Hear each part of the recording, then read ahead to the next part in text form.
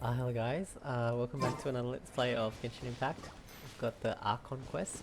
I've left it a few weeks late because I've got my sister and her family staying at our house for a while their our bathroom is being renovated. So I've been just like hanging out with them and playing with my nieces and stuff. So yeah, but I thought today I'll start a little bit of the Archon quest. So let's go, because Columbina is about to come out, and look, I've got a lot of Primogems saved up. So I've probably never saved that many Primogems before, so that's cool. So she'll be coming out, I think maybe next week or something. How many days? Not long. That's crazy. And I haven't done the Arkham quest, so I didn't want to look at her trailer yet. So I thought I better do this now. So anyway, let's Have you just let's go. Alright. We'll just play a little bit just to get it started. Oh, straight away. Thank you for waiting. I finished checking your adventurer handbook. Here are your commission rewards. Typical day in my Genshin Impact. We have no other urgent commissions on the books at present. Thank you for all your hard work lately. Perhaps you two could consider taking a vacation. I already did. I had like a week and a bit off from work. Amazing! Paimon never thought we'd end up having downtime in Krai. Things were pretty hectic when we first got here.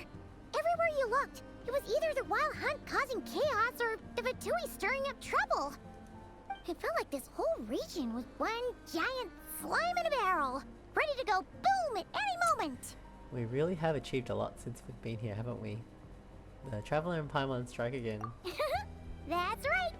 Another win for Tibet's top duo. Ah, yes. Are you two aware that the Moon Prayer Night is soon to take place? Moon Prayer Night, is that a festival? Oh yeah! Lama told us that was coming up soon. Wait, why do you mention it though? Do people in Nasha Town celebrate it too? Paimon thought it was just for moon goddess worshippers. You're partially right.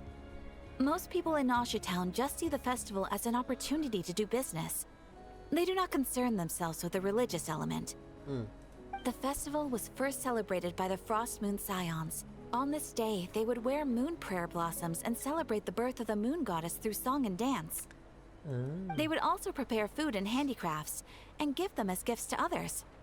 Over time, it became Nod Krai's most lively festival. Oh, sounds like fun. I'm definitely up for it. Great. Well, in the meantime, since Catherine doesn't have any commissions for us, let's focus on some personal business instead. When we first got here, you mentioned that this was where your spaceship landed? We didn't get to follow up on it at the time, because we got wrapped up in that whole rare situation, but That was now intense. we can finally start investigating it properly. Except we have no idea where to start. Well, there's a saying Paimon's heard around these parts, which goes, if you lift up a rock, you'll find something you weren't looking for. Really? By that logic, you'll never find what you're looking for while you're searching, but the moment you stop looking, it'll jump right out at you. Some wisdom here. Could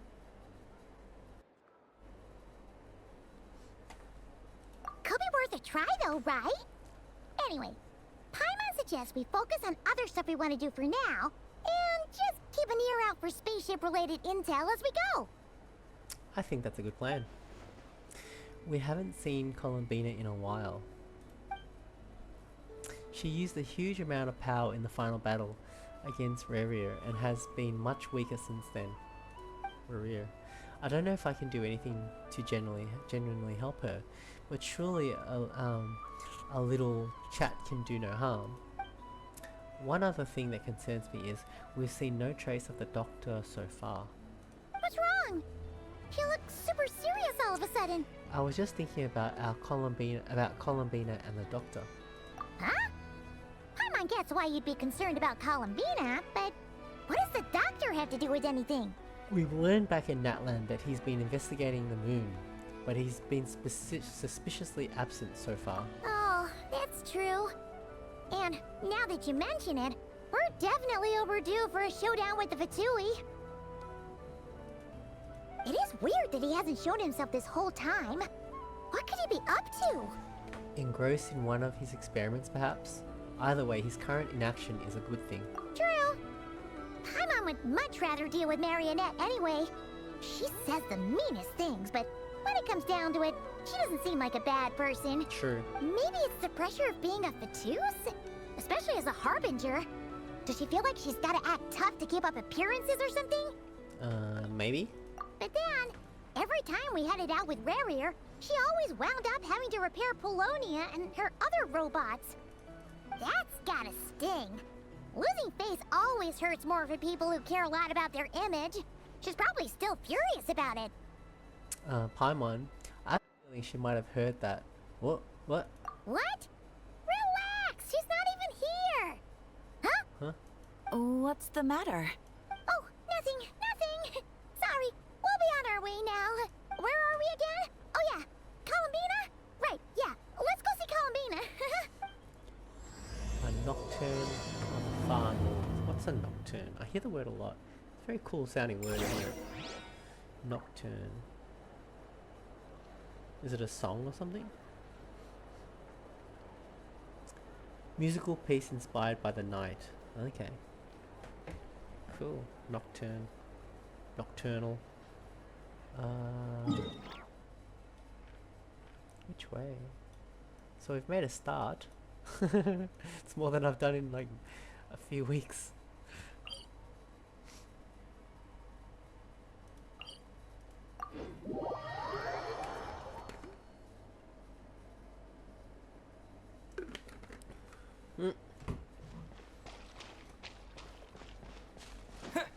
Oh, should I click these? Ah, maybe not while I'm doing this. It'll take too long.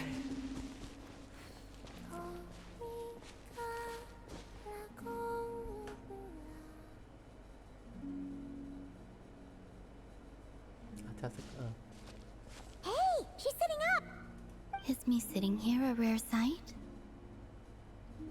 No, we just thought you'd be resting. I love that he's voiced. Perhaps I would have been, were it not for the sudden arrival of some unexpected guests. Oh. Not that I consider it a disturbance. After all, you are the only ones who are free to enter. Would it not be a little unfriendly of me to lie down while we speak? I didn't realize you put so much thought into little things like that.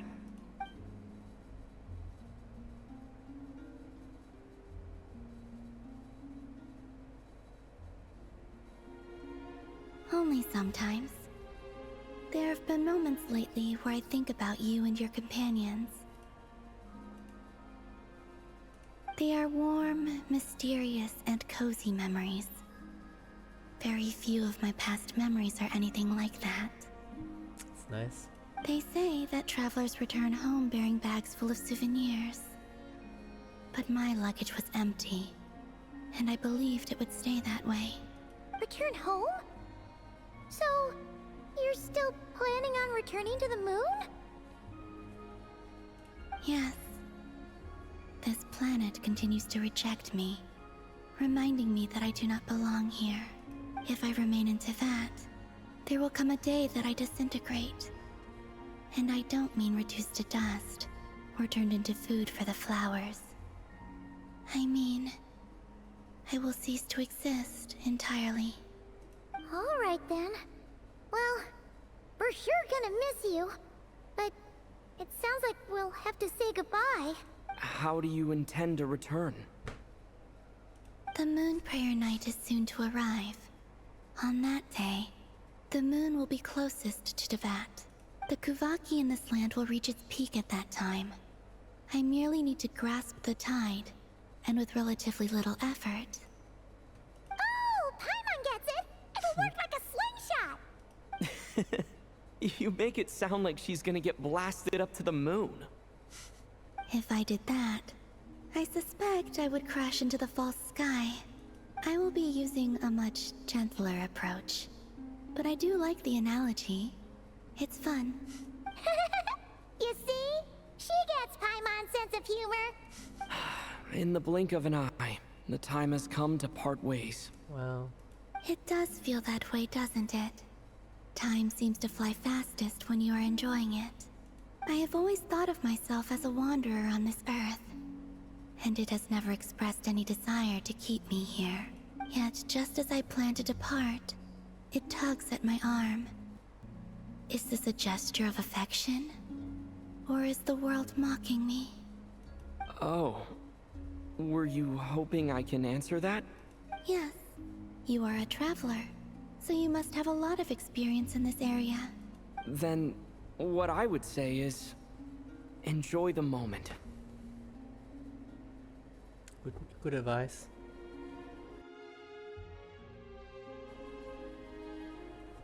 That's right! Don't overthink it!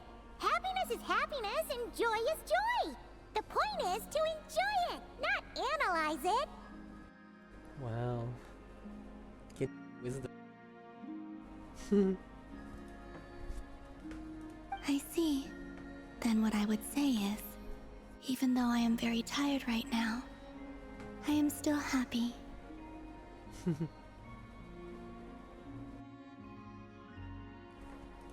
I can't tell from the tone of your voice. Oh, really? You don't think I sound happy? I'm just kidding. I could tell you were in a good mood today from the moment we saw you. He gets to talk so much. Ah, a joke. Albeit not a funny one. Anyway, I assume you're here about you-know-what. Oh my god. Give me your hand. Actually, it's not that. There's something else we wanted to discuss with you. Oh. Then, do you still want to give me your hand? Or not? Sure.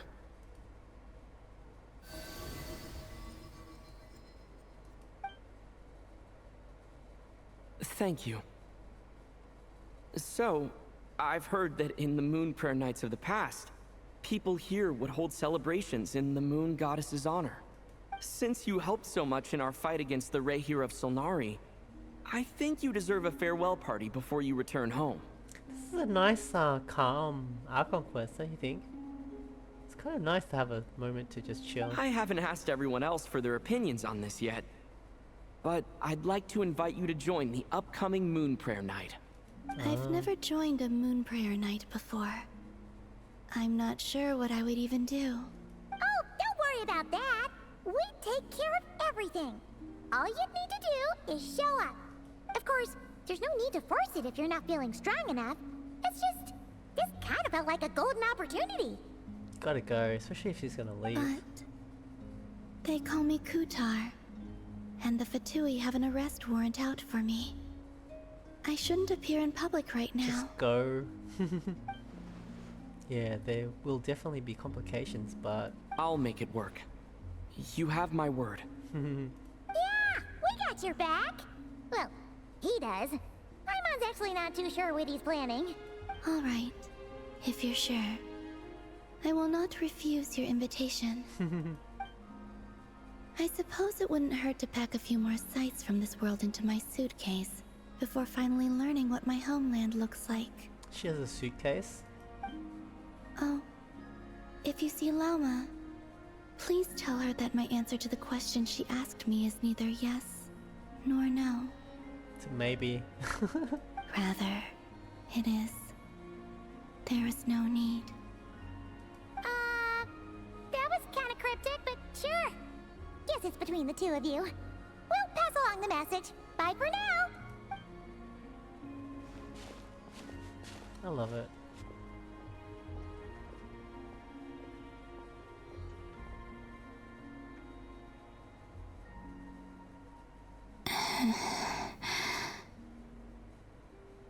And also, I do not know. Do not know what. Whoa, what's happening? Oh. Since she's agreed to join the festival, let's go see who else wants to take part. I Mama's gotta be the person most familiar with the Moon Prayer Night. We should start with her. thought we were Also, Lauma. I thought it was part of the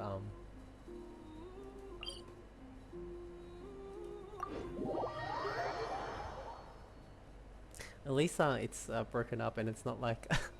Not sure yet. I'll figure something out. What? Are you serious? And Paimon even gave you her vote of confidence back there. When did you become so sneaky? I was gonna say something. Forgot. It's cool. I'm enjoying this. Hey, Llama, it's us. Huh? Varka? What are you doing here? Beats me. I had a bit too much to drink last night, and when I woke up, I was on Hisi Island. Mr. Varka is helping to oversee Nasha Town's preparations for Moon Prayer Night. He is here to go over some details regarding the decorations and custom cloth designs. Right, yeah, that too. What do you mean, that too? So preparations are already underway. Yes. Celebrating this festival is a long-held tradition here in Krai. On this day, the crescent moon at the top branches of the verdant crest turns into a full moon, and the moon prayer blossoms bloom with a special radiance. Our people take these to be blessed omens. It's an especially welcome event coming off the back of all that nasty business with Rare. Everyone got put through the ringer recently, and now they're looking to turn their fortunes around. The big shots in town all agree that a big, lively celebration is just what we need to rebuild people's faith in this place. No wonder Catherine said the people weren't so bothered about the religious element. That's right. It's become more of a local custom by this point. The celebrations have little to do with whether the religious stories behind this event are true or not. Even the Frost Moon Scions are eagerly awaiting the coming of Moon Prayer Night, despite now knowing that their past beliefs were founded on a falsehood. That's fair. It's a bit like the Lantern Ride in Liyue. It's a chance for people to enjoy themselves, not debate the existence of the Adepti. Although in their case, the I definitely do it. We've met plenty of them in our time. Oh, one other thing. We just went to see Columbina. We went ahead and invited her to take part in the festival this time. Hope it's okay. Wait, so... you mean she agreed to it? Huh. That's quite a surprise. Then, I suppose that she intends to return to the moon on that day. Oh, yeah. It's kind of a complicated process, but basically, it's like a slingshot. She probably shouldn't have endorsed your metaphor. I understand. In truth, I had a feeling that she might make such a decision. Well, if Kuthar has decided to participate in the festival, we should prepare accordingly. Yeah, exactly. She was saying how it could be risky for her to show her face in public. We were wondering if there was any way we could hide her. Unfortunately, the people who carved the statues did an excellent job of capturing her likeness. It will be very challenging to hide a goddess whose face everyone is so familiar with. True. Darn! We may have bitten off more than we can chew here. Nah, don't sweat the small stuff. We can handle that. Huh? Are you saying you have a plan? Not as such, no, but the most important thing with a festival is to keep the mood light and your spirits up. You can't go preparing for a festival with those long faces.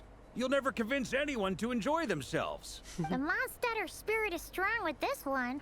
As it happens, I agree with Mr. Varka. Let's start by making our appreciation for Kuthar the beating heart of the festive atmosphere. And who knows? Once we get the ball rolling, perhaps everything will just fall into place. Huh, hope so. Hey! Did you catch that? Llama said the thing! Or close enough at least. Oh, about how it'll just... don't even try looking for it, it'll just happen, right? I'm looking forward to the Moon Prayer Night already. We have a festival in Mondstadt called Windbloom, and you can always tell which couples are celebrating it for their first time by the smiles on their faces. Big, beaming smiles like their whole face is glowing. And I have a feeling we'll get to see that same smile on the moon goddess's face at this festival. Aww. Not quite the same, surely. Anyway, I'll take care of business in the city, but I'll have to leave the decor up to you and the Frost Moon Scions. No one else can capture that traditional aesthetic quite like you guys.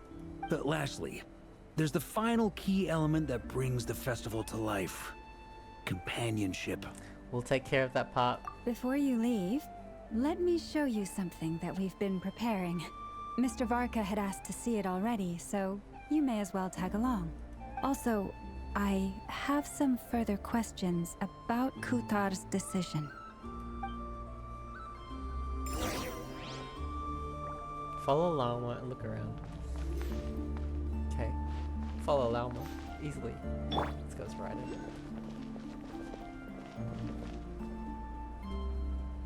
Huh? What's this? They sure look like they're having fun. I believe so. Kuhenki seem very skilled at playing drums like these, although I'm not sure where they learned it from. Maybe it's an innate talent? In their eyes, they're probably just playing with toys. Luanatar! You want to play too?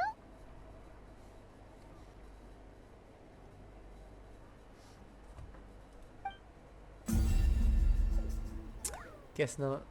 Yeah. She looks more confused than anything. Maybe we can teach her next time if we get the chance. What are we doing? Hit hit on the left side.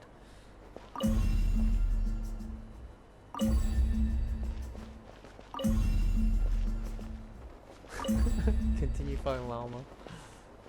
Did they walk off on me? What No. are these floaty things?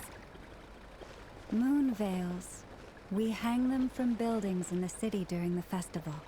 When you look at the sky through them, it creates a lovely misty effect. Oh, these things.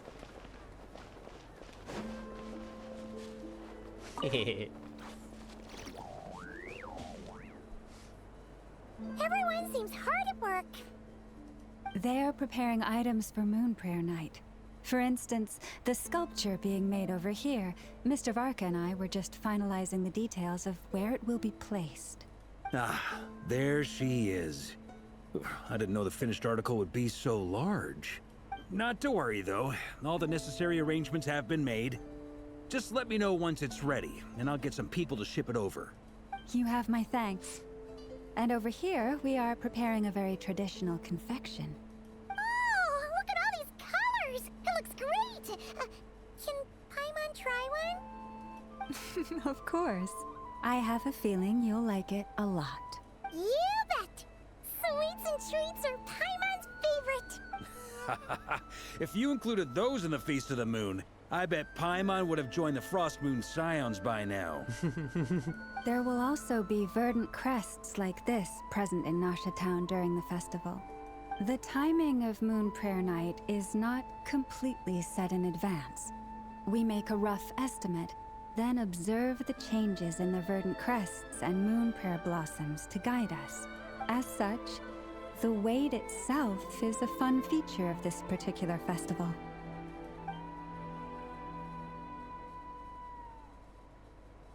So chill and relaxed. I can't believe how relaxing this is.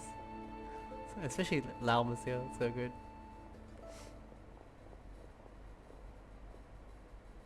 Let's talk here. To tell the truth, I am very surprised to hear that Kutar is willing to participate in the festival. I once asked her if she'd be willing to stay with the Frost Moon Scions. I could introduce her to everyone, and we could be a family to one another.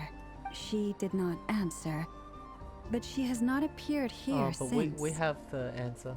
I took this to mean her answer was no. But if that were the case, she would not have accepted this invitation. Speaking of answers, she asked us to pass along a message. Ah, I see. Maybe she is right. Maybe the Frost Moon Scions of today no longer need a moon goddess. But my wish was not for her to come here and be worshipped as a deity.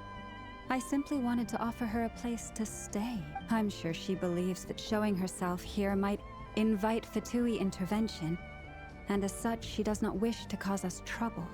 But what really pains me about all this is that this is her birthplace. She ought to belong here, yet no one has been able to grant her shelter. I think I'm qualified to weigh in here. When someone's about to depart on a long trip, what they need is blessings, not burdens. We should wish her the best, not make the journey harder than it already is. Anyway, she's agreed to attend, hasn't she? All we need to do is simply respect her decision. I see your point. Yes, she will soon depart after all. Our job is to leave her with some happy memories. Besides, who's to say her journey to the moon is a one-way trip? It's not like she can't come back and visit if she wants, right? Paimon agrees wholeheartedly. Festivals are all about having fun, so let's keep it simple. All right, I'm gonna head back to Nausea Town soon. Want to come with? I'm guessing you have some other folks to visit there. Sure thing, let's go. Bye for now, Wilma. If Thank you all. Goodbye. Well, if we're not gonna have Llama anymore, I think that's a great response to end the Let's Play for now. Wait. A traveler needs blessings, not burdens. It sounds good on principle, but will blessing alone be enough for Columbina? Okay, so we did that part. I think I'll end it here. Like, we got started, that'll get the ball rolling, and I should be able to continue bit by bit. I really like that. That was really cool. It's nice to have such a chill quest. I don't know, it feels really nice. Anyways, I'll catch you guys later. Bye. Hello guys, welcome back. It's the next day and I'm gonna play just a little bit. It's a Saturday afternoon and yeah, I have some time and let's do this. Let's continue the Archon quest. It was really relaxing to play yesterday. I'm gonna go here. There, I guess. So we're gonna have a festival for Columbina, and she's invited, and she's gonna come. Wow. Huh? Hey, over there! It's Durin and Albedo with Flints! What could they be chatting about? Your guess is as good as mine. Ah, Grand Master, and the Traveler and Paimon. Hello there. It's been a while. Perfect. We have some new volunteers for our investigation. Sorry, what investigation? Wait, let me guess. The righteous Lightkeepers are finally ready to hunt down the Abyssal Dragon? Yes, that too. Yeah, right! Oh, wait! Why does everyone keep saying that too? Well, to be precise, the facts match, but not the causality. Wait, so I guessed right? Half right! Don't act so impressed with yourself. Maybe I can explain. We ran into Mr. Flint's north of Nausea Town. At that time, we just noticed a few abyssal creatures out in the wild, but the strange thing was, I didn't detect any traces of abyssal energy on them at all. On closer inspection, we realized that they were not real monsters, but something akin to reflections in the water, or perhaps a mirage. Huh? What do you mean? Like, you could see them but not touch them? Exactly. It was very peculiar. They roared and tried to attack us, but we could not make any physical contact with them. I think I've heard of things like that happening in Krai before, but I don't know much about it. Yes, it's a known phenomenon. Mirage-like illusions tend to appear in Krai in the run-up to Moonprayer Night. From a distance, they appear quite real. I myself thought that Misters Durin and Albedo were locked in battle with abyssal monsters when I first arrived. But after sharing intel and investigating a little further, we can confirm that these illusions are harmless. There is no great cause for concern. I see. I'm just gonna double check something. I see. All the Mirage stories I've heard are either animals, rocks, or small houses. Abyssal monsters, though? That's a first. It's a first for me too. So I'm planning to look into it further just to be on the safe side. I intend to inspect a few more locations. What about you two? Any plans? Alice contacted me a few days ago. She'd like me and Duran to assist her with an experiment. But we lost contact shortly after receiving the message. I'm sure that comes as no surprise to anyone familiar with her. We don't know when the wind will blow. Yet when the wind blows, we will know. That, in a nutshell, describes how Alice operates. Yeah, that tracks. Okay.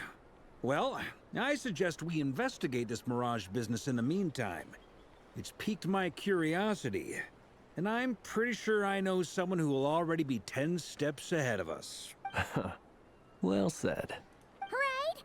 Whatever's happening in Krai, she always seems to be the first one to know. Let's go see what she knows. We can Dory? invite her and her staff to the festival while we're at it.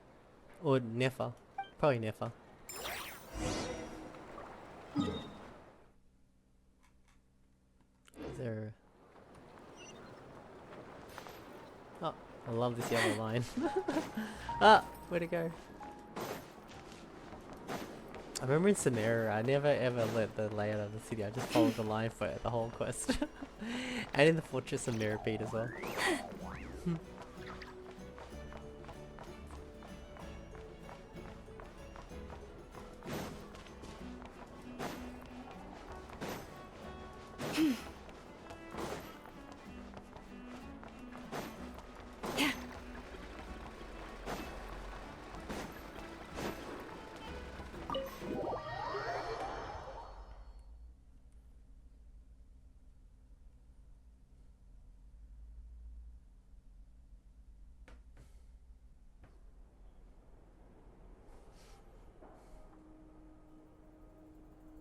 You're right, I have noticed.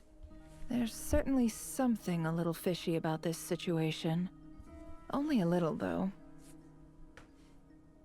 Records indicate that this phenomenon can occur in the days before and following Moon Prayer Night. That said, it has always been a rare sight in the past. The odds of encountering these phantoms are similar to looking up in the night sky, happening to see a shooting star, and managing to make a wish before it disappears. Rare. But this time, either everyone's getting lucky, or they're appearing far more frequently than usual. Yehoda's out gathering intel as we speak. In the meantime, let me check off some points of interest. First, the Abyss. The ones we saw seem to be abyssal monsters. Indeed. But we have identified one location where many more of them have made an appearance. And not just monsters, but human phantoms too. Given the scale and nature of the phantoms, it's almost as if someone's last memories are coming to life. Or perhaps the memories of multiple people. Oh. So you mean the phantom monsters are hunting down the phantom humans? Exactly. The phantoms can interact with each other, but we have no means of intervening. In addition, some of the human phantoms would seem to be from the very distant past. This is clear both from the clothing they wear and the stories they tell. They claim to be from Hyperborea, a name which I've heard from Lauma before. If this is true, it means they must be from 6,000 years ago. Did Paimon hear that right? 6,000 years? It sounds like this merits further exploration. That'd be a big help. I'll leave it with you, Albedo. My knowledge of ancient history is non-existent. I used to doze off every time the pre-Knights of Favonius era came up in class. It's quite a Speaking of miracle that dozing you off, were I'm able slightly to sleepy. understand these phantoms' speech, given how long ago they lived. I suppose you're right. But I'll leave the archaeologists to ruminate over that conundrum. As an intelligence broker, my sole interest is in the value of the information I gather, which, in this case, hopefully means earning myself some good favor with our dear Lady Moonchanter. So calculating. Whew, this intel broker logic always catches Paimon by surprise. Sounds to me like we could split the work up. I think the abyssal phenomenon is best left to Albedo, Flints, and me. Agreed. It coincides with my duty as a lightkeeper. For my part, I'd like to understand the abyss better. Even a little knowledge would go a long way. This is certainly a rare opportunity to study the abyss. But even rarer, perhaps, is the chance to make contact with the ancients. The Curatorium will take the lead on investigating the Hyperboreans. We put in the work to learn what we know so far. It seems only fair that we get some quantity of exclusive intel. That just leaves our trusty team of 2 unassigned.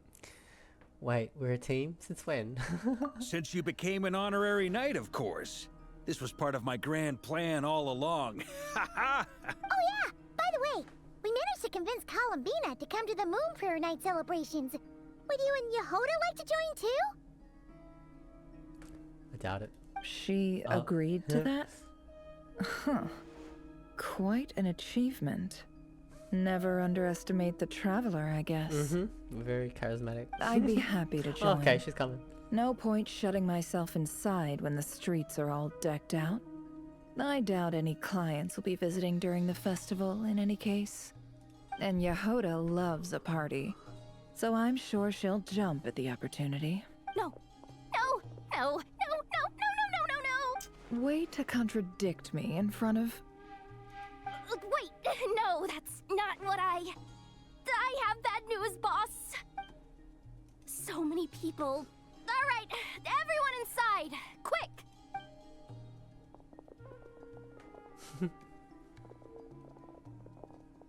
This is gonna sound crazy, but hear me out. I saw one of those phantoms at Star Sand Shoal, and it was some sort of flying ship. Oh, is that our spaceship? Like a spaceship? A spaceship? What? Stars and Shoal. A Stars and Shoal? It's gotta be the one you came to Tibet in. You said you saw the same thing through the moon marrow, right? Huh? You already know about it? Ugh, I thought I was gonna blow people's minds. Turns out I'm the last to find out. Wait. Back up. You came here in a spaceship? Now my mind is blown! What's it like on the inside? Was it like flying through space? I want to know everything! Maybe that's a conversation for next time. This is still a huge discovery on your part. Yep, exactly. Huge discovery. You're the best, second best intel broker in the world. After your boss, of course. Wow. Really? Well, I don't know if I'm all that. I guess that decides where we're heading next. Come on, don't look at me like that. I know the spaceship doesn't have anything to do with me, but you don't want to leave me as the only one twiddling my thumbs, do you? Please? Fair enough. You can tag along. In that case, let's meet back here to discuss our findings once we're done. I wish everyone a productive investigation. You too.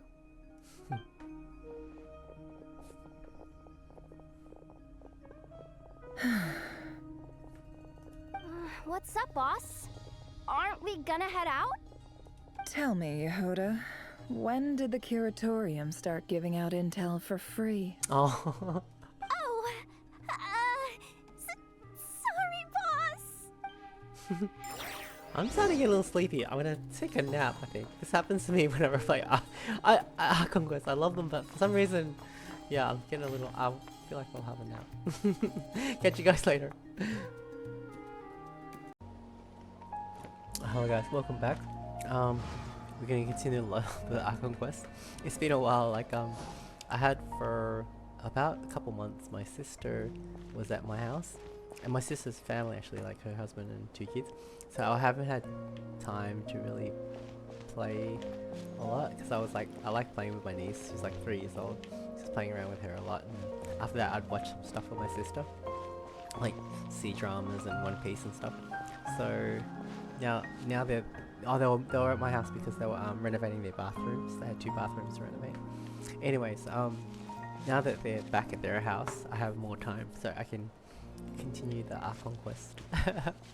Anyway, let's go. Let's continue. I have some of these I was eating, but it's like there's only a couple left.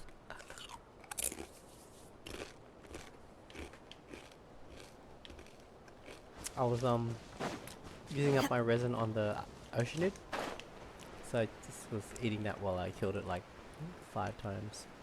Because I'm doing the final ascension for Neverlet.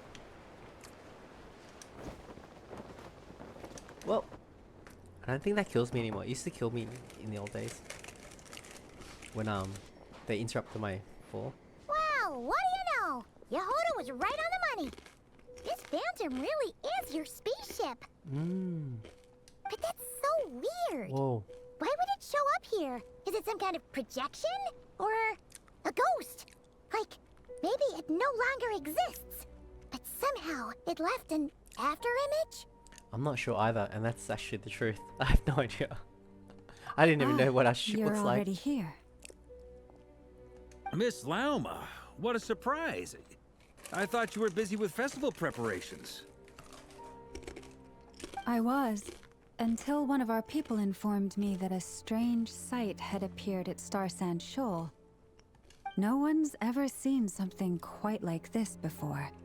I thought I should see it for myself. Same here. Oh, so we heard that these things appear around the festival period. Any idea why that is? Unfortunately not. We have very limited information about them, since they can't be interacted with. And no human phantoms have ever made an appearance before now. The most we've been able to deduce is that these sightings appear to be connected to the increase in Kuvaki energy around this time. Let's look around and see what we can find out. Yeah, seems like that's all we can do. This is all so confusing. Allow me to lend you a hand. So that's what our ship looks like. Pretty cool. And quite unique.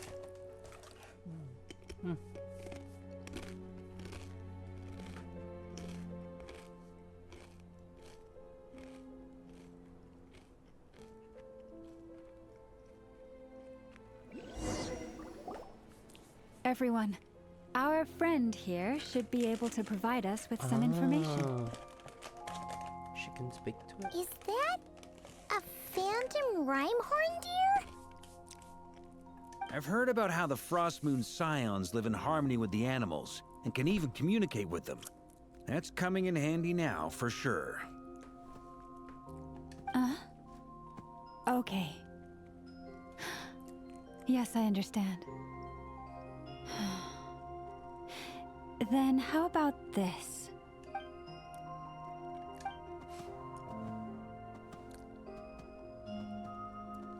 Oh, it's leaving. It appears to share our curiosity about this giant spaceship, so I asked it if it wouldn't mind investigating along with some friends. In return, I told it about some nearby spots where the wild fruit grows abundantly. We may live in a different era from these phantoms, but I trust that the terrain, climate, and ecology here are more resistant to the effects of time than some things are. Let's give them a moment and hope for the best. After a few moments, the Rhinehorn deer... All back together? Must have been a lot of fruit. Oh, something making me hungry. Indeed. Now let me ask them some questions.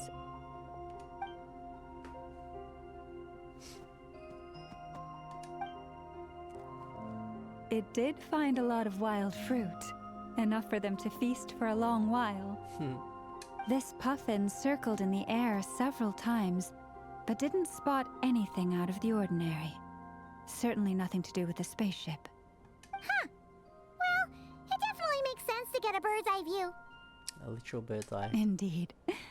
Other than that, I was also thinking that the world these phantoms see is also different from ours. Oh, I get what you mean. The wild fruit exists in both times and spaces, but there might also be things that only exist in that space-time, which we can't see. Because we don't see their whole world. We only see small fragments. Good point. Great thinking, Lauma. Blunthorn rhinos can use kuvaki to shift great rocks, but this one says it couldn't get that ship to budge by even an inch. This is a cute creature, this rhino. The sniffer mole tried too, but despite being a skilled digger, it could not get through. They say that the spaceship looks robust and undamaged. It seems completely impervious to any and all attacks. Whatever lies within is well defended from harm. Good technology. So, just like us humans, there was nothing they could do about this spaceship either. Yes, still, they deserve our thanks. We are grateful for all your efforts, dear friends. Now go, and enjoy your feast. I've noticed some other human phantoms gathered nearby. Come on, let's go talk to them. They're from another time.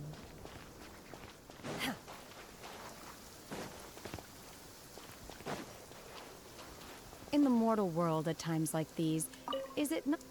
It's raining. What is this thing? I've never seen it move, and there's no way to get inside. Goodness knows. My grandpa says it's been sitting here at least since his grandpa was still alive. Whoa, that long? What about his grandpa? Did he say anything to your grandpa's grandpa about it? Huh? I don't know. In all likelihood, it was here back then too.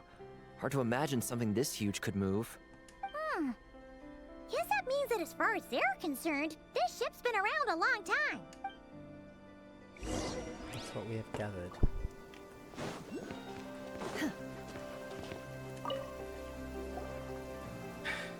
Come on, brothers.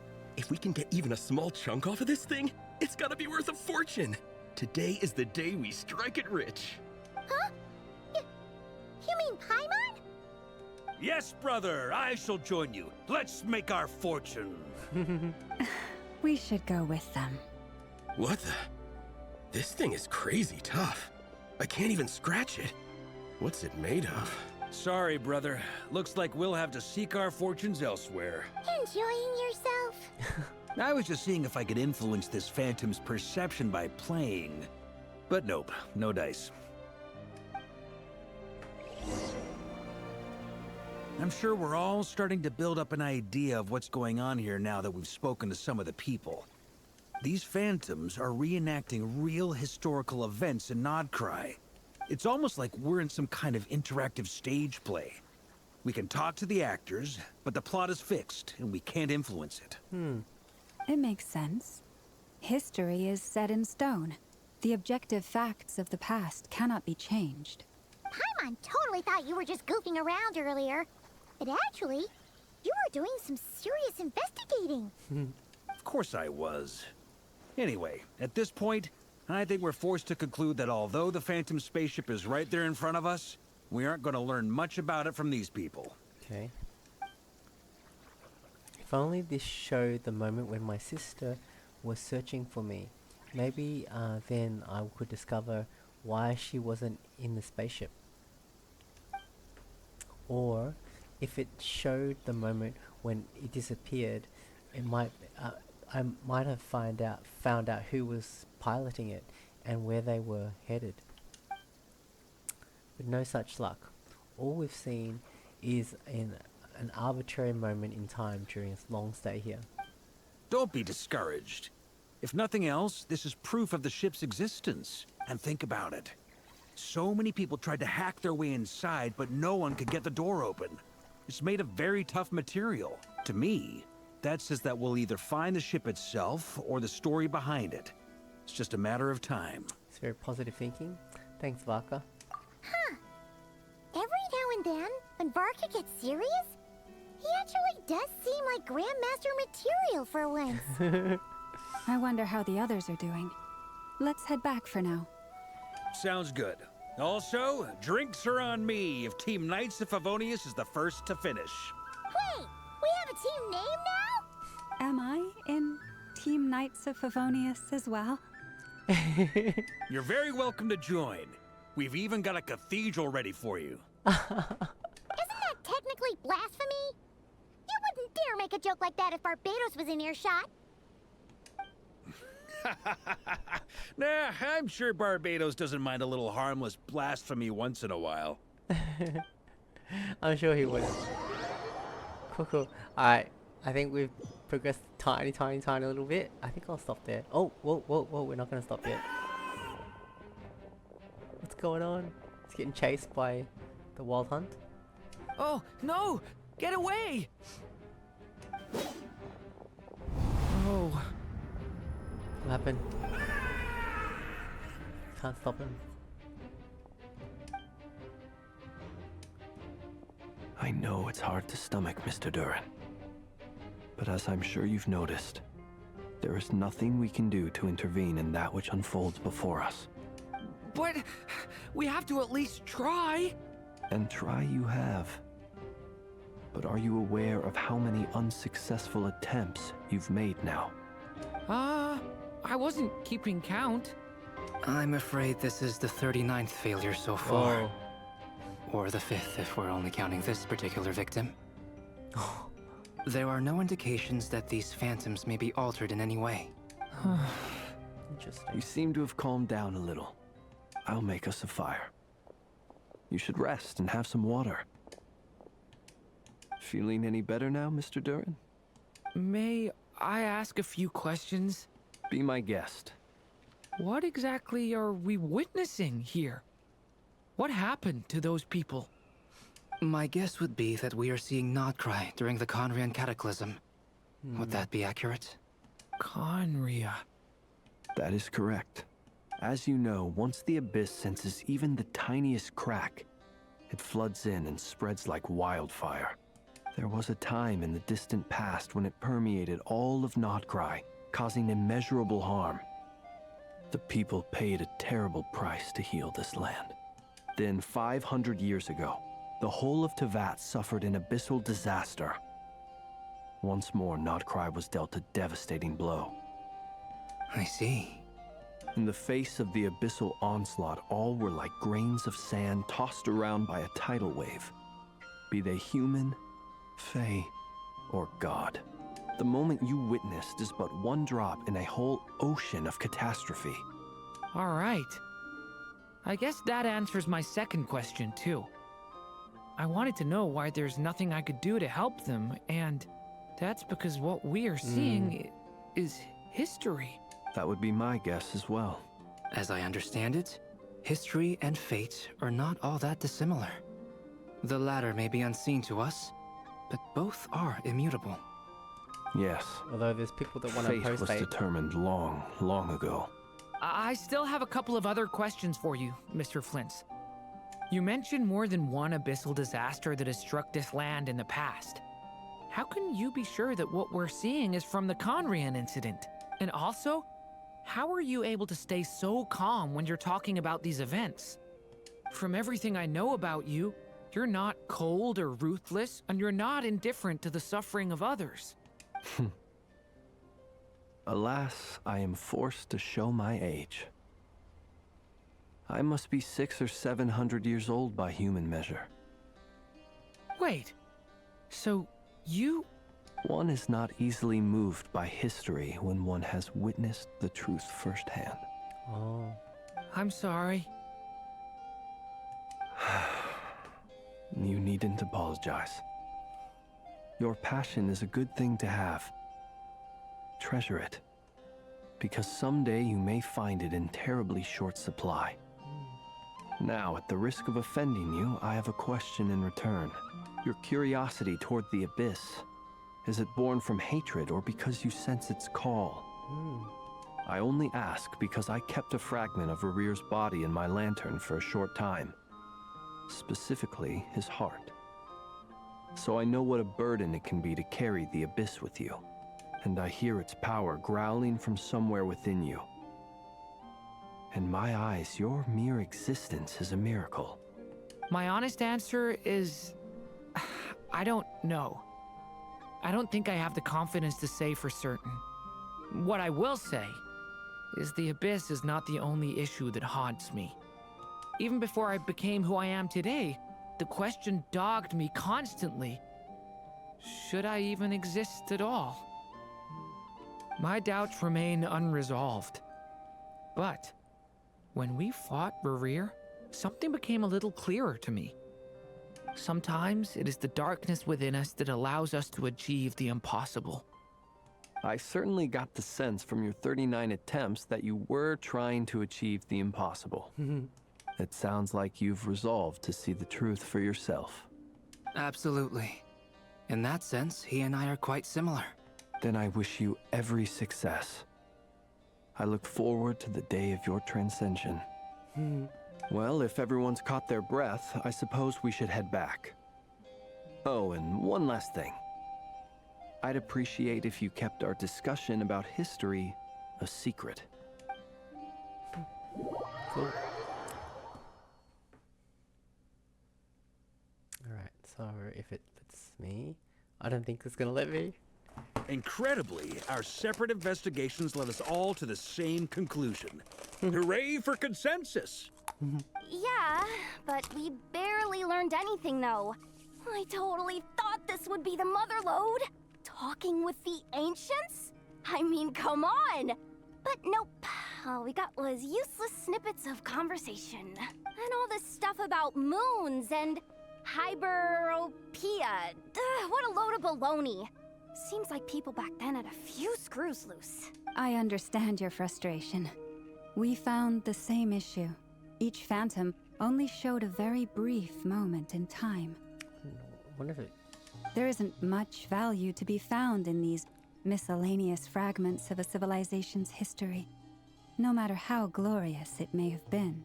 If there's a silver lining, it's that these phantoms are harmless to the present reality. They shouldn't get in the way of the festivities. Paimon agrees. And not just because it's the first thing she understood in this whole conversation. You look disappointed, Nefer. Is something the matter? What do you think? We all worked our tails off, but the only one to gain anything from it was you, Lady Moonjanter. Well, please do share the Hyperborean records with me. I will gladly inscribe them in our people's documents. Oh, duh! Yeah! That was it! Hyperborea!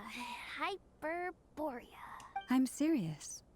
Only an expert in the Frostmoon Scions and their history can turn these records into valuable research material. The alternative is to let them gather dust on the Curatorium's storage shelves until the pages turn yellow. Nefer, you're wise enough to know that cooperating and sharing the profits is the best course of action here. Well, that goes without saying. Sure, let's do that. Huh? But didn't you say we aren't supposed to give out intel for free? Sorry. Shutting up. Shutting up. Now is not a good time to push Nefer's buttons. Anyway, back to Moon Prayer Night. I'm thinking that we should prepare something a little special, aside from the usual decorations and so on. You mean a parting gift? Can't go wrong with food. Although, does food go bad on the moon? Perhaps a lantern would be a better choice. It might be dark up there. It could prove difficult to light a lantern on the moon. Magical stones might serve that purpose better. What about a clockwork mecha model from Fontaine? I've got a whole bunch at home. I use them for fighting practice in my free time. None of these sound like things she would be even remotely interested in. But we don't interact with her enough to know what she likes. Yeah.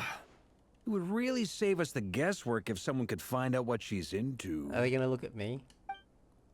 Ah, I knew it. I knew it. What the? Traveler? They're all looking at you. Okay, I got it. I'll find a chance to ask her. Great! Haha, problem solved. Now, I need to stop by Dory's. Gonna need her help sourcing a bunch of stuff for the festival. Then let's leave it there for now. We all have our own business to attend to. Traveler, if you find out what Kutar likes, let us know right away. Gotcha.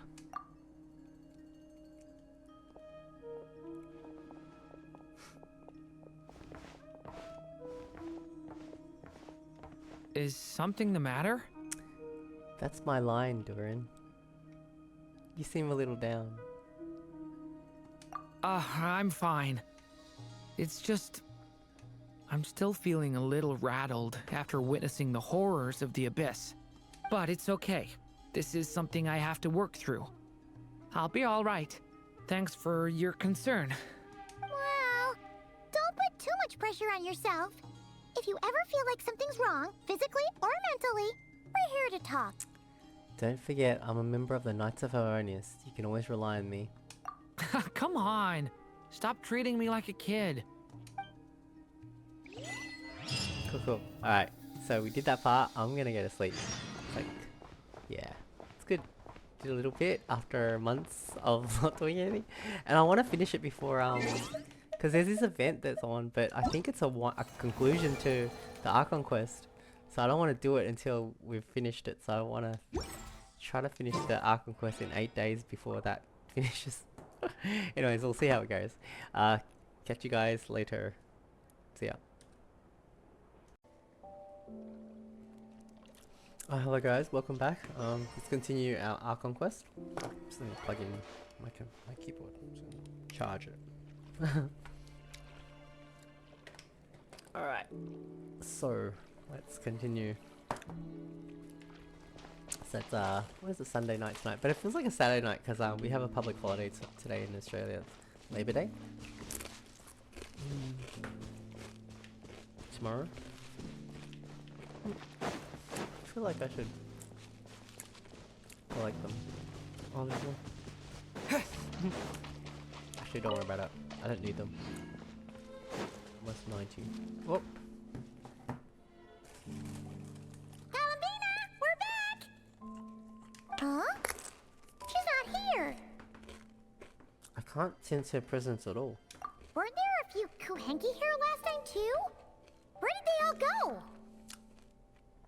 Maybe she took them out for a walk. Walkies. Walkies? For Kuhenki? They're not pets, you know. Oh well, looks like we just came at a bad time. Let's try again tomorrow. There's still a few days until Moon Prayer Night, so we're in no rush. Besides, she needs time to rest anyway. Fair point. Let's go.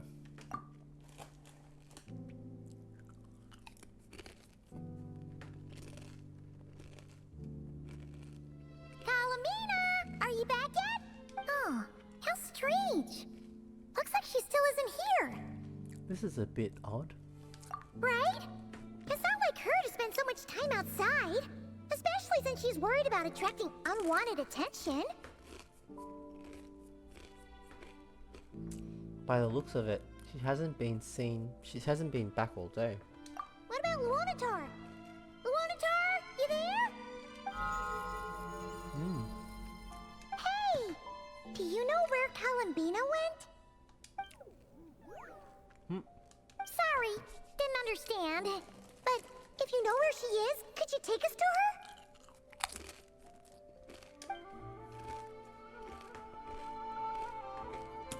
Sounds like a I don't know either to me. Yeah, that's even stranger. Paimon, look, the flowers. What about them? Oh, that's not good news. They change color when Columbina gets weaker, right? And they look super pale right now. Let's go. We've got to find Lauma. Good idea. She might know what's happening.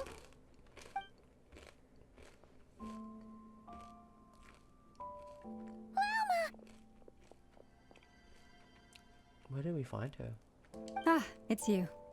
How is Kutar? Is she okay? She's missing. Has she visited the Frost Moon Scions? No, she hasn't.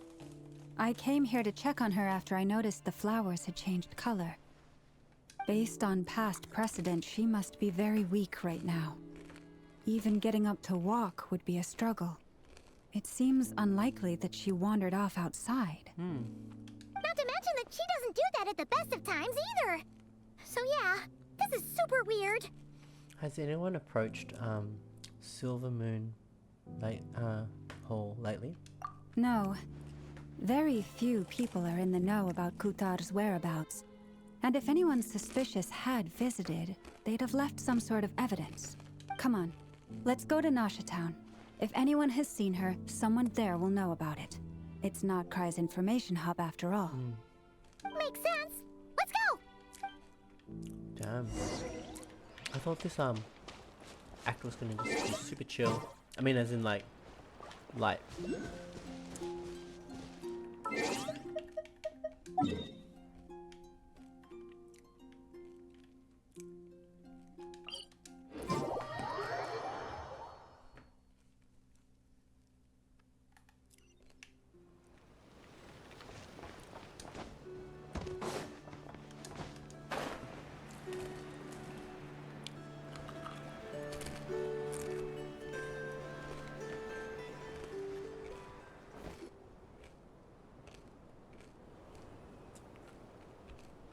Moment.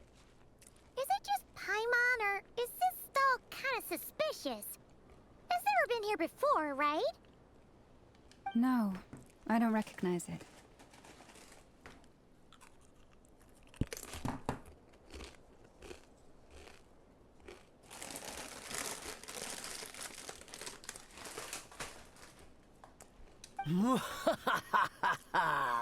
Alas, your free and easy adventure time is over. I noticed that too. Now, prepare to face the final boss of Nod Krai.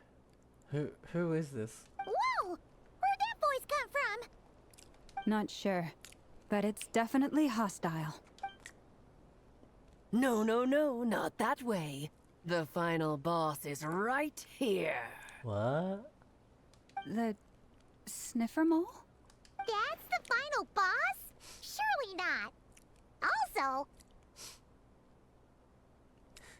That voice is a little familiar. Who could it be? Okay, the jig is up. I'll stop teasing you. Turn around. Alice? Is it I'm Alice? right behind you. Is it Alice? It seems I've is. managed to leave quite an indelible impression, even though you've never seen my face.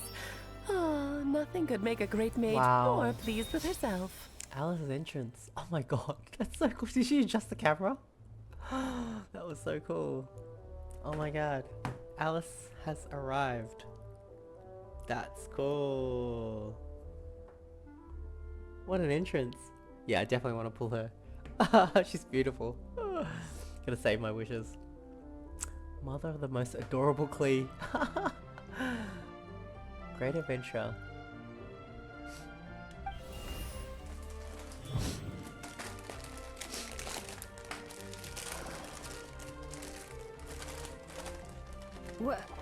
What is going on? I've heard that all the big shots in Teyvat have long, wordy titles that stun people speechless when they make their entrance. She's a big shot. There's no doubt about that though. I love her travel guide. I saw Patatouille did a video about her travel guide. It's so funny. Unfortunately, none of them are affiliated with the Hexen Circle, and we ourselves keep a very low profile. The notorious name-dropping doesn't quite work for us.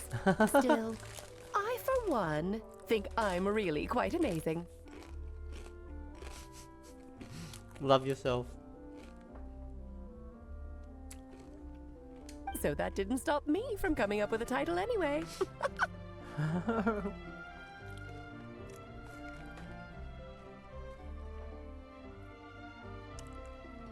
Alice! It's really you this time? Not a lantern or a Dodoko, but Alice in the flesh? Oh, that's right. So, what do you think? How does it feel to finally meet me? I'm happy. She's beautiful. We've heard this voice before, haven't we?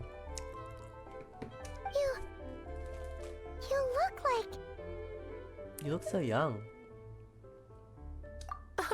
What is that supposed to mean, I'm the mother of Klee, Tivat's #1 cutie. How old could I possibly be? That's true. So she's a friend of yours? Yeah, we've met her before. Kind of. This is actually the first time we've seen her in person. I see. Madam Mage, that was, quite a powerful entrance. I certainly won't be forgetting it anytime soon. It's okay, Lauma, don't force it. Paimon will do the honors. This is Alice from the Hexen Circle. She's a friend of ours. And of Arcus, too. She's helped us a lot in the past. That's right. She's a good person, just kind of unpredictable.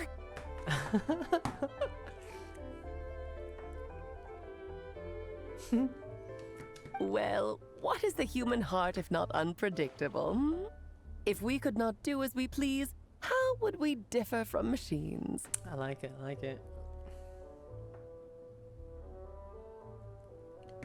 I am Lauma, Moon Chanter of the Frost Moon Scions. It is a pleasure to meet you. Oh, I know. Before you got here, I spent a good, 15 minutes getting up to speed on Nodkrai's present situation. 15 minutes. That's funny. In other words, I've read the whole in the last episode part, so we can skip the pleasantries. Oh, oh my god. What, so she knows everything that happened? That's hilarious. Fair enough. Well, Miss Alice, I can already tell that you have quite a unique personality. 100%.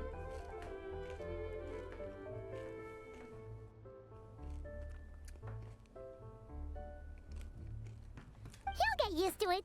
Paimon sure is. So anyway, what are you doing in Nodkrai, Alice? Oh, I thought I told you already. This time, I'm the final boss. Really? And what a formidable foe I shall be. Powerful, confident, decisive, and good luck finding my weak spot. You will never succeed. I'm going to send a formal request for Jean to put you in solitary, like her daughter.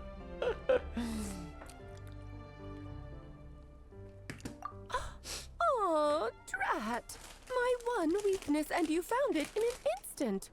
Fate has been dealt a devastating blow. Thus falls the great Dodo King.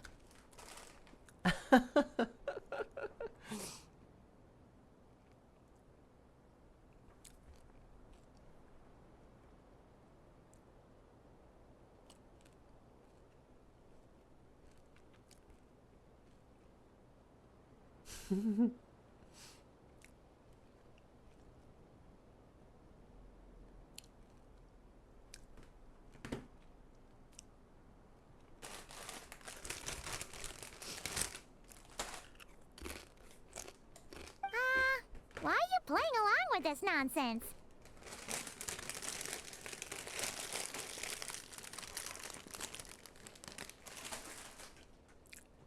For funsies, of course. What's wrong, Paimon? Are you disappointed in me? Am I a gigantic letdown? Nope. No, it's just... You seem like a busy lady. And this is the one time you've shown up in person. Paimon figured it would be for something more high stakes than just goofing around. You're quite right. I'm here in Krai because something big happened. Something big enough it caught the attention of the Hexen Circle. It concerns the 3 moons, Tivat's borders, and of course, the moon goddess you are currently searching for. You know where Columbina is? Kind of. Why don't we discuss this over a pot of tea?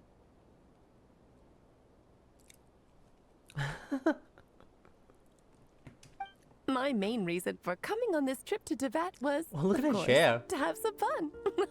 But I do technically have a job to do as well, namely, maintaining the stability of Teyvat's borders.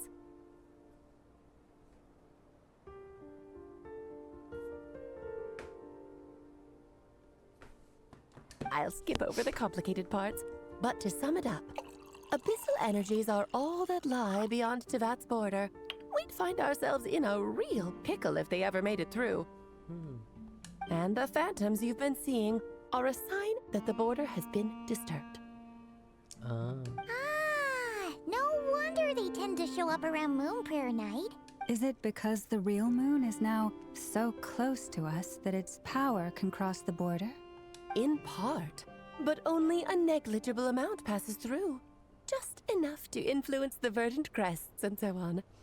And as you've noticed, there has been an unprecedented number of phantoms appearing this year. The influence of the moon beyond the border cannot explain this. No. There is another far greater factor at play. The trilunar syzygy. A trilunar syzygy. Eons ago, before the heavenly principles came to Teyvat, it was the then 3 moon goddesses who controlled the laws of this world. You're talking about life, death, and such, aren't you? Oh, that's exactly it. The 3 goddesses split these powers amongst themselves, promising never to consolidate them into one singular body. This was meant to keep the world stable. But, fast forwarding to the present, the eternal moon's marrow is with you, while the iridescent moon's marrow, which should never have appeared in this world, has been retrieved. Add that to the presence of a moon goddess in the flesh and... So all the power is onto that. The power of all 3 moons is gathered here in Krai.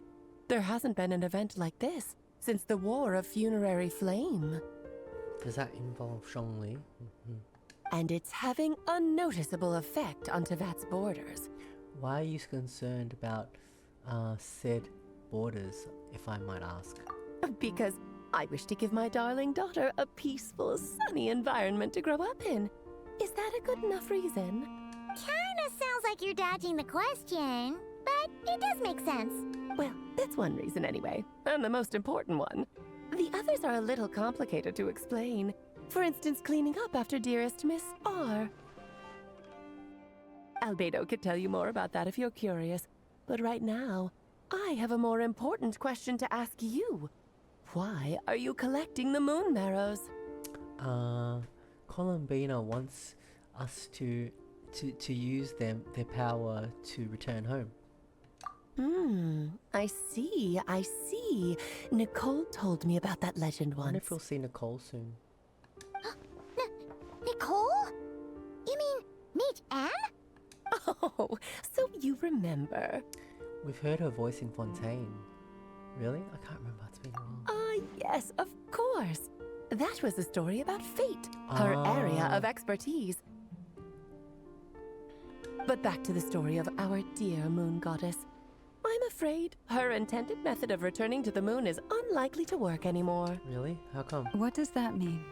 She may be missing, but she hasn't gone anywhere. She has disappeared. Once long ago, the damselette who lived here walked. What? Do we move or we just... My body is so... heavy. Wait, no. It's... my mind that's heavy. My arms and legs are as light as a feather. What's... happening to me? I feel... drowsy. Like I've been asleep for too long. Is it daytime or nighttime? Is the moon out? I think I'll go for a walk.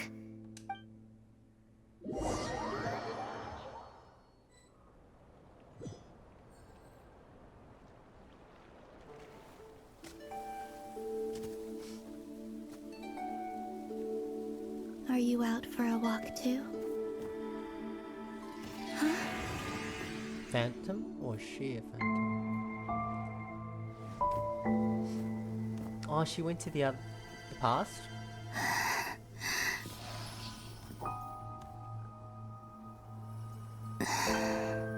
The day has come at last. Is that how she disappears?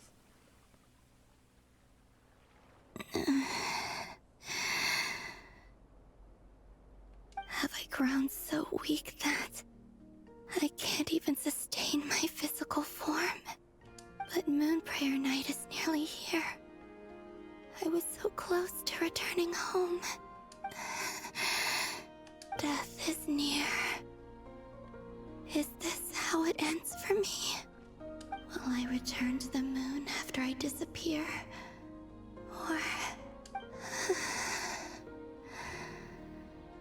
I don't want it to end like this. So far, at least, I still exist. Even if not physically, I can still feel. But as my power wanes, I'm sure that too will fade. I suppose I might take one final look at this world. The world where I was born. Well, on a death final moments. This may be your last chance to visit the Frost Moon Enclave. Oh. Come on! Come on! Wait for me! The Frost Moon Enclave. How much it has changed since I was born. These decorations? They're so heavy. It's times like these when you kind of wish men could be priestesses and acolytes too. How fascinating. I've never had the chance to be privy to people's private lives in this way. In the past, people would get so solemn and serious the moment I showed my face. Like they were frozen stiff. Karina, Lametti, it's time to eat. Coming! I want to watch them a little longer. It's like someone about to die. Oh. So cool. Can't talk to them though.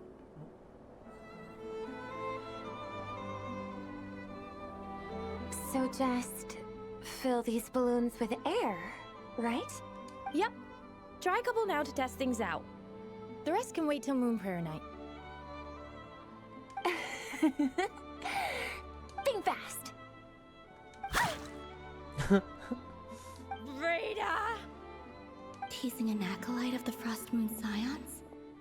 Surely that's a punishable offense. Take this! They're having fun. Huh? Things have changed. Alright, enough horsing around. Lady Lauma gave us a task. We should get back to it. The task is just to check that the balloons don't leak, right? Doesn't matter if we fill them with air or water. Yeah. Okay, you got me there. And you got me there. But still, we can't use all the balloons before the festival even starts. We won't use all of them. And as long as Lady Lauma's trusted acolyte doesn't snitch, this can stay as a little secret between friends. A couple more can't do any harm, right? Oh, you menace. Then, think fast!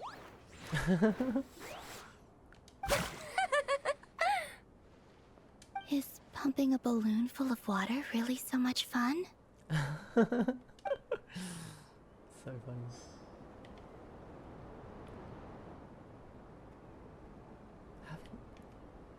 Haven't been involved in a water balloon fight for a long time. Since like high school, I think. Trying to think back. It is fun. It's quite harmless.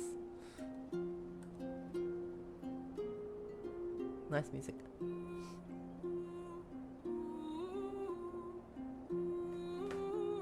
I'm sure you're both tired from playing all day. Come on, eat up.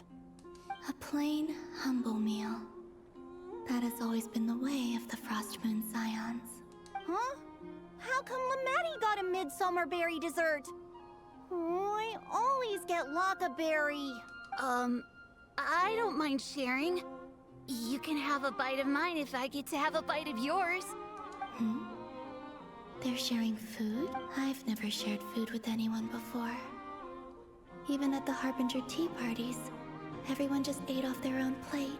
And when I couldn't finish my food offerings from the Frost Moon Scions, they'd leave the leftovers out under the moonlight for the animals to claim. Hey! That was 2 bites! Oh, then you can have another bite of mine. Oh, you too. Oh, don't fret now. Here, have some of Granny's too. So this is what it means to be family. She never gets to see this stuff. She never gets to see these things, right?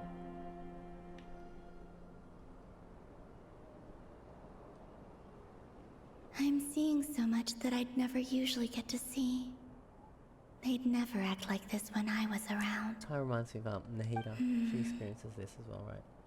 It's nice, being able to just watch people in peace in these final moments. What a rare opportunity. I think I'll go take a look around Nasha Town, too. Maybe the Traveler will be there.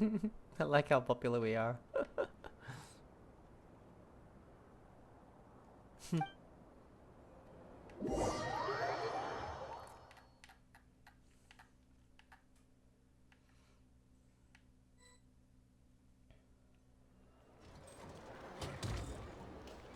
After the War of Funerary Flame, the moon goddesses were no longer recognized by Tevat. They lost the whole foundation for their existence. Oh no. That's why the moon goddess's strength is fading. She cannot withstand the world's rejection of her. It's just like what Columbina said, the world itself is rejecting her. To be more pedantic about it, the moon goddesses did something to offend the heavenly principles, and that's why they were ousted. Something of a recurring theme in Tevat's history. True. Theoretically, speaking so candidly should put me in their crosshairs too, but they can't tell me what to do. I'll say whatever I want. I like her. Anywho, the Moon Marrow energies were but a drop in the bucket for her, and that battle against the Ray Hair of Solnari only weakened her further.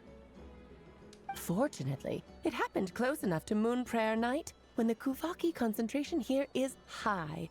That's the only reason she managed to survive this long. What do you mean, fortunately? You said she disappeared. We're too late. Ugh, what a headache. I thought this was all common knowledge. I guess I have some more explaining to do. Okay, buckle up. It's time for another lecture.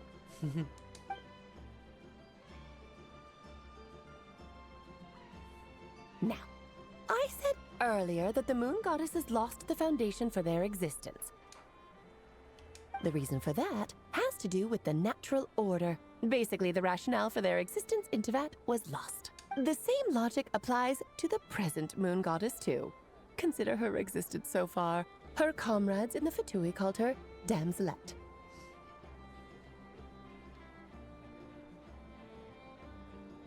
And she was worshipped as Kutar by the Frost Moon Scions.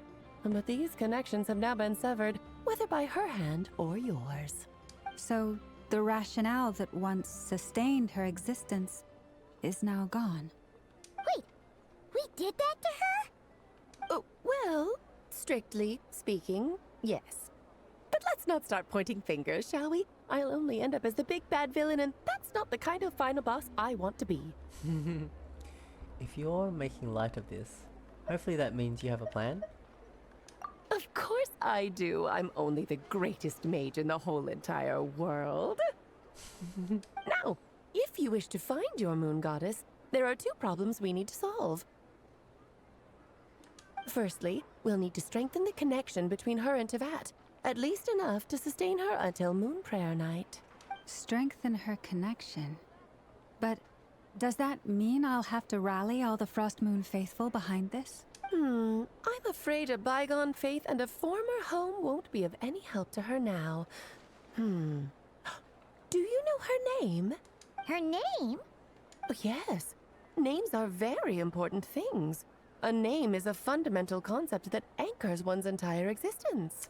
I asked her once, but she didn't... What? She said that she didn't know. Then your first job is to find it. As a moon goddess, I'm sure she must have a name she identifies with. Neither Columbina nor Kutar is her true name, and she's never really accepted either of them. So, finding out her real name is enough to sustain her existence? Yes, I know it sounds like a small step, but every journey begins that way. True. So for now, that's all we need to focus on. I like Alice. She looks really cool too. The second problem is with her plan to use the moon marrows to return to the moon. Unfortunately, piercing through the false sky will take an enormous amount of power. Given her current condition, she won't be able to provide anywhere near enough power, even if she recovers her physical form. But no need to fret. Nicole's the expert in this field, and I'm sure she'll figure something out. Wait, Mage N is going to help us out too? That means we've got 2 Hexen Circle mages on the case. This is turning into a pretty big deal. Actually, this is more of a side quest for me. Really? That's a side quest? Oh my god, just a side quest. It's not even that big of a deal for her. That's cool, I gotta admit. Like you said, I'm a busy lady, so I can't stay for too long. I'll have to return to Tibet's border soon. Thanks for telling us all this. That's the upside you get for looking out for my little Klee. Hopefully that will incentivize you to carry on keeping her company in the future. Anyway, jokes aside, you'd better get moving. It will take quite a miracle for the moon goddess's consciousness to hold out till moon prayer night. Oh, I suppose I might as well tell you where Nicole is before I leave. Off you go now. Time to meet your new friend. Oh, yes, and a little suggestion. Don't forget to mind your heads. Whoa. What does that mean? What? I wonder how Durin's doing. I should really go see him before I head back. You really are super busy. I most certainly am. There's so many children I have to keep tabs on just in Mondstadt. Durin, Albedo, Venti, Varka. They're children too. Those were some unexpected names in there. True. Venti? Klee didn't make the list, huh? Klee didn't make the list. Of course not. Klee is my pride and joy. I have no qualms about her, because she's the best child in the whole wide world. Oh, she's pretty. Yep.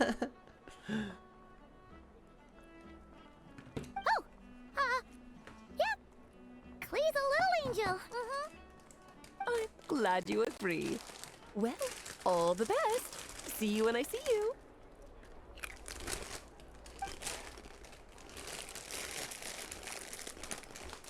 She left in a hurry.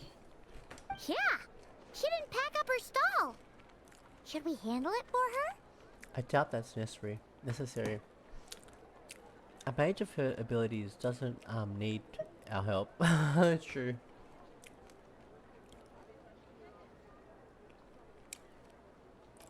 I must say, I'm now very curious about her daughter. Klee, wasn't it? What's she like? Quite a character. That's a long story. Come on, we'll fill you in as we go. I don't know if Alice will be playable just yet. I don't know. I don't think she will.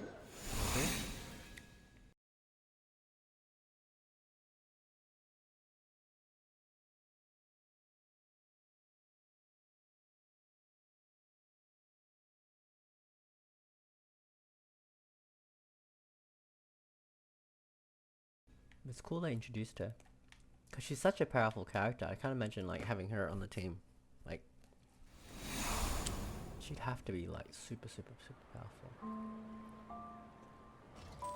What a lively place. I've never experienced Nasha Town like this before. Hey, you old geezer! Your hammer's rusted through! Who are you calling old geezer? Are they quarreling? I'm looking right at him! You've really gone downhill since giving your daughter free reign in the workshop. Can you even swing a hammer anymore? It shouldn't take you days just to fix a single chair. You might as well use that hammer to massage my back for all the good it's doing. Don't run your mouth, or you'll get a back massage that'll put you in bed for the rest of your life. Look, the materials haven't arrived yet, all right? You know how busy it gets in the days before Moon Prayer Night. I'll bet you send all the materials to your little princess. Blood's always thicker than water, huh? All right, you've made your point, Uncle Klasky. As soon as the materials arrive, fixing your chair will be the #1 priority. And Dad, if you've got time to chat, why don't you lend me a hand, See? Lolka knows what the score is. I guess they're friends. But the way they spoke to each other was so ugly. Then again, it wouldn't be the first time I've seen something like this. Columbina! Sing outside my door in the middle of the night one more time, and I'll unscrew your vocal cords. You hear me? Oh, Sandrone. So that was her way of trying to be friends with me. She's learning. What a pity. I won't get the chance to say any ugly things in reply.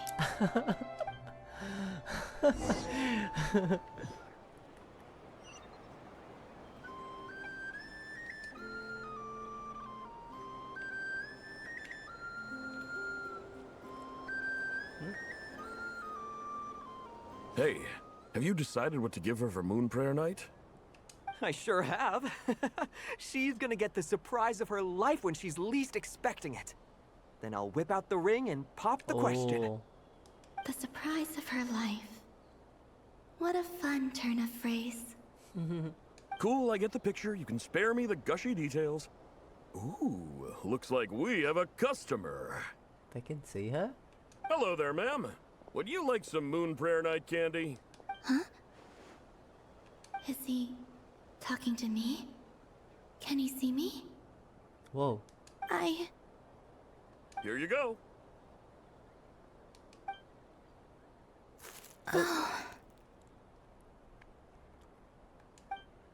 Oh.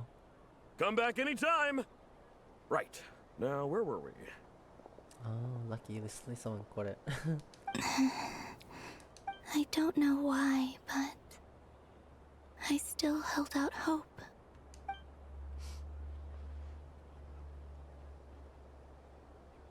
The most important thing right now is to find that mage. This name thing seems super important too, but where do we even start looking? I'd better go pay the Fatui a visit. Oh, whoa. Well, it's like an anime. Oh, it is an anime. I mean, like, you know what I mean? Like Your Name or something. They can't see her. She's right there.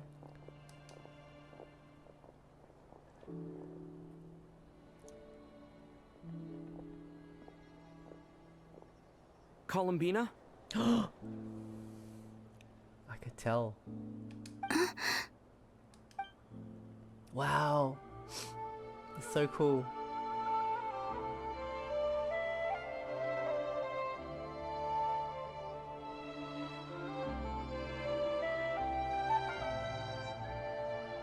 Traveler? Let's go! This is no time to be spacing out! No, Paimon.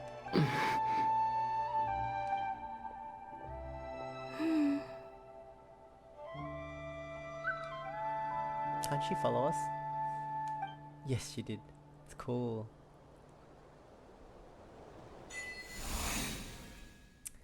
Maybe it's just quietly staying by their side like this. Oh, it's cute. Now what? Huh? Where's my quest?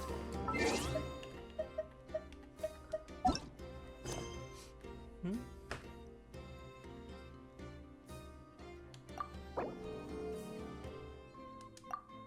Great. Focus experience mode's great.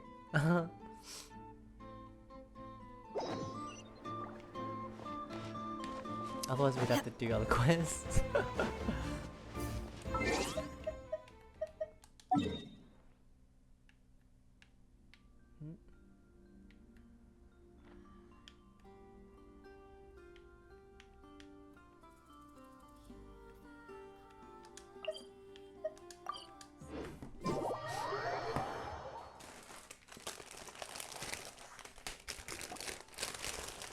going? They mentioned a mage and a name? So, Mr. Varka, are you acquainted with this Nicole? Or should I call her Mage N? Not really. We've never met, though she has come up in conversation. From what I've gathered, Alice kinda took Nicole under her wing. Taught her how to speak in a more ladylike fashion, that kind of thing. Huh. Hard to imagine Alice as an etiquette coach. Yeah, Alice is a larger-than-life personality, I'll give you that. But then again, that's why she's able to draw such an eclectic mix of people into her inner circle. If I remember correctly, being an interesting person is actually one of her main entry requirements. So, if you ever wanted to join the Hexenzirkel, I'm sure you'd both be eligible to apply. Hey! Don't go around making promises on Alice's behalf. I wouldn't dare. I'm just trying to paint a picture of the Hexenzirkel for you. Okay, sure. Anyway, since none of us have ever met Nicole, how are we supposed to find her? We can't just go up to every woman in sight and ask, "Hey, are you Nicole?" Maybe something she's wearing will give it away? Like, a windbloom pinned to her chest or something. Wait a minute. Alice never said Nicole was from Mondstadt. Oh, true. What about a tea set? I recall that each mage has their own cup. That would be this young lady, then? What an entrance. Hey there! Sorry to disturb you, but are you Miss Nicole? Varka, Knight of Boreas of the Knights of Favonius. Alice might have mentioned me before. If we got the wrong person? Sorry. Well, this is awkward. I love that Columbine is right there with us. When I shook my head, I meant, no, Alice hasn't mentioned you before. Huh? Where is this voice coming from? My apologies. For certain reasons, I am unable to speak. This is the only way I can communicate with you. Well, telepathically? It might take some getting used to, but I hope you can understand. Hey, it's fine. I'm more shocked by the fact that Alice never speaks about me. I mean... As for you two, we have crossed paths twice before, but it is nonetheless a pleasure to finally meet you. It's really you! Thanks for all your guidance in the past! You're quite welcome. This time, things are different. We have reached the unwritten pages of the story. You might say that we stand at the crossroads of fate. Now then, allow me to formally introduce myself. My name is...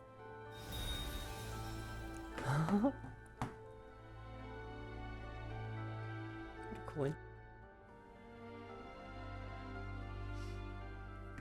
The unappreciated master sculptor, the immortal literary giant.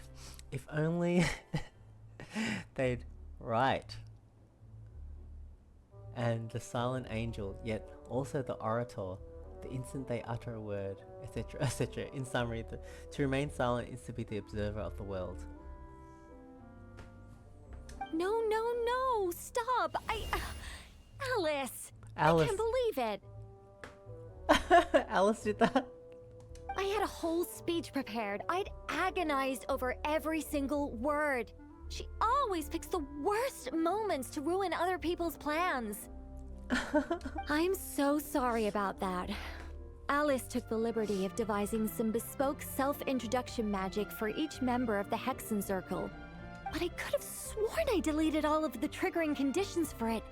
How did it bypass everything? Oh gosh, this is so embarrassing.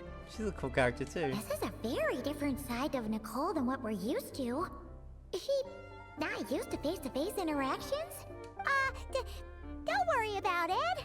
We've seen that introduction magic once already, so it wasn't too much of a shock. Please go on, Miss Nicole. We'd love to hear what you have to say, or, well, communicate. Huh? Are they talking to this lady? But... Will you all promise she to can't hear forget that horrendously embarrassing introduction? Sorry? Embarrassing? When? Among the words that popped up just now, I saw angel. Yes. My name is Nicole, and I am one of a very few angels who have retained both their preferred form and their power. 'Cause didn't they turn into the Sealies? The Traveler and Paimon should be no strangers to this concept. There is another of our kind in Natlan. They call her the Lord of the Night. Ah, we met her in Natlan. Alright! Paimon remembers her! But we've never seen her in person. Yes. Well, I have retained more of my power than she. It's because I don't have a long-term duty to fulfill. To be more specific... no. We'll be here all day if I get into the specifics. Moving on. If I'm not mistaken, you are here because you wish to learn how one might reach the moon beyond the sky. That's right. Is that something you can give us any guidance on? Yes, I do know a way. It began with the Hyperboreans, who lived after the War of Funerary Flame. Blank looks. Maybe I should start with the background of the war, or maybe not. It shouldn't be an issue. I'll fill in the gaps for you when we have more time. Anyway, after that war ended, the three moons retreated to beyond the false sky. The Hyperboreans were humans I once aided. They accepted the civilization and creations bestowed upon them by the angels.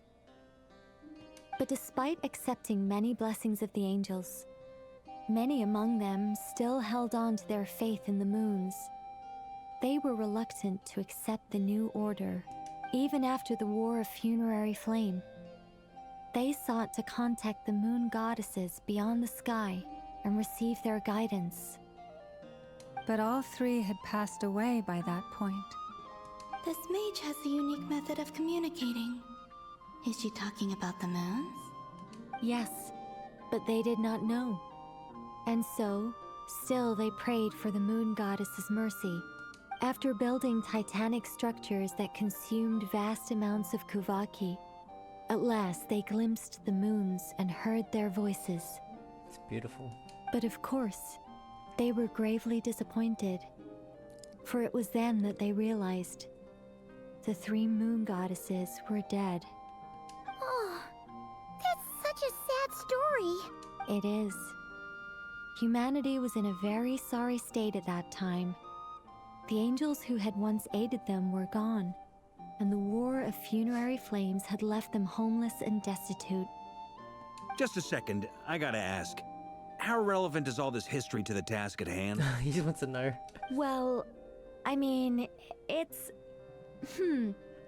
Okay, it seems we've drifted into irrelevant narrative waters.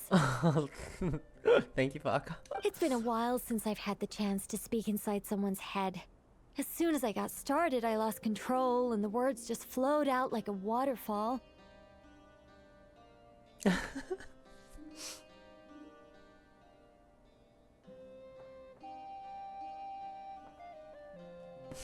What I'm trying to say is...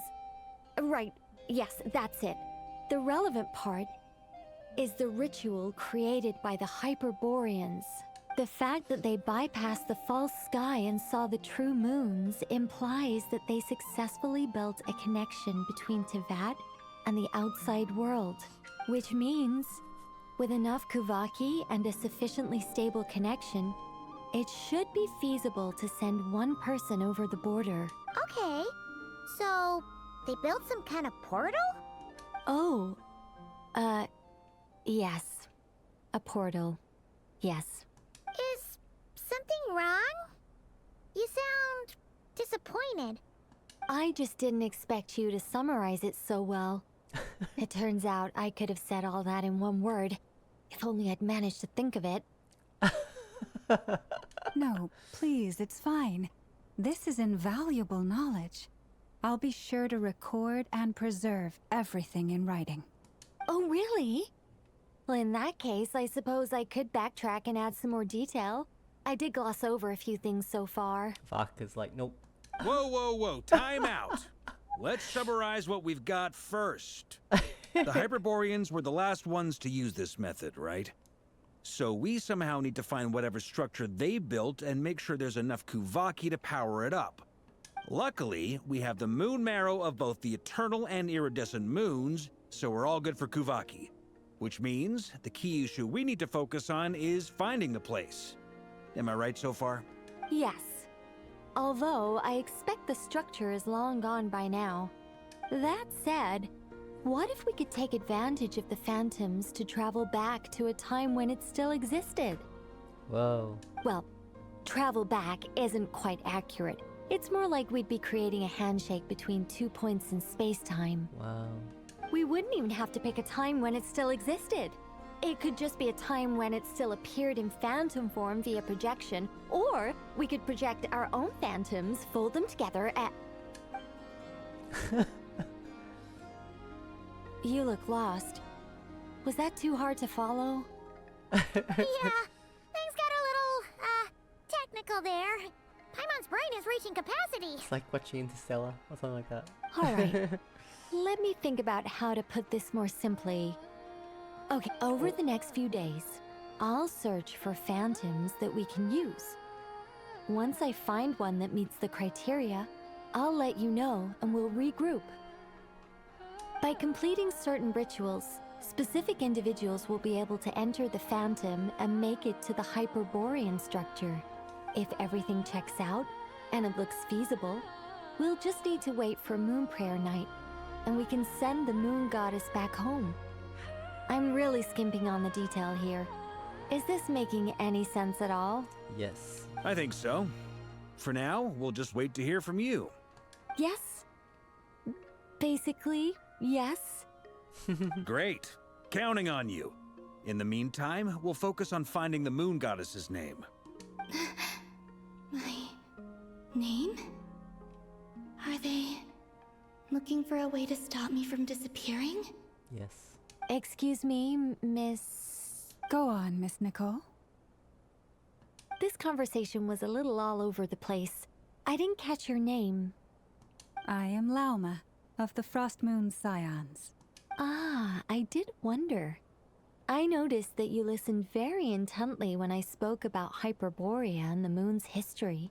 If you'd be interested, I'd love to visit you this evening and go through it again in greater detail. She'd love that, right? Also, if you were serious about making a record, it would be too risky to simply write down the raw details as is. I would suggest some tweaks. Maybe rewrite the stories as fairy tales or fables, perhaps even prayers. Anyway, we can cross that bridge when we come to it. So, see you later then? Oh, and no need to prepare anything. Just a cup of tea will do. See ya! She seems friendly. It's just...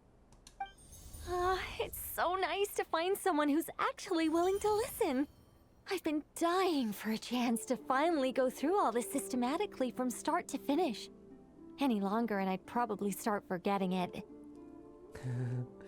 So interesting. I love the story. Now Paimon gets why Alice told us to mind our heads. Mind your heads. What did I tell you? A lot of quirky people in Alice's orbit. Yep.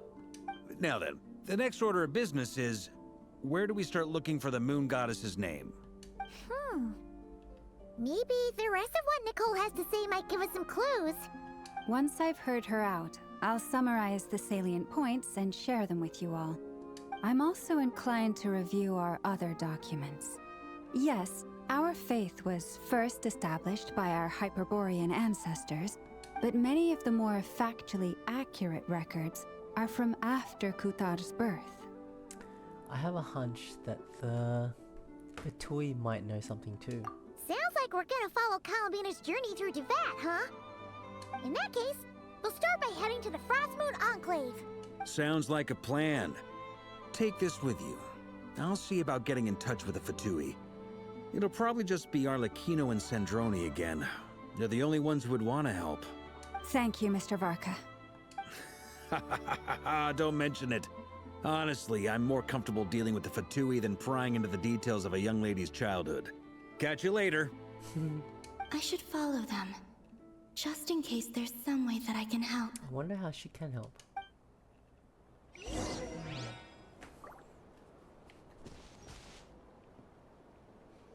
It's almost midnight. Starting to get a little sleepy, but I'm loving it. It's really cool. But as with all the Archon quests, I don't want to play it when I'm sleepy.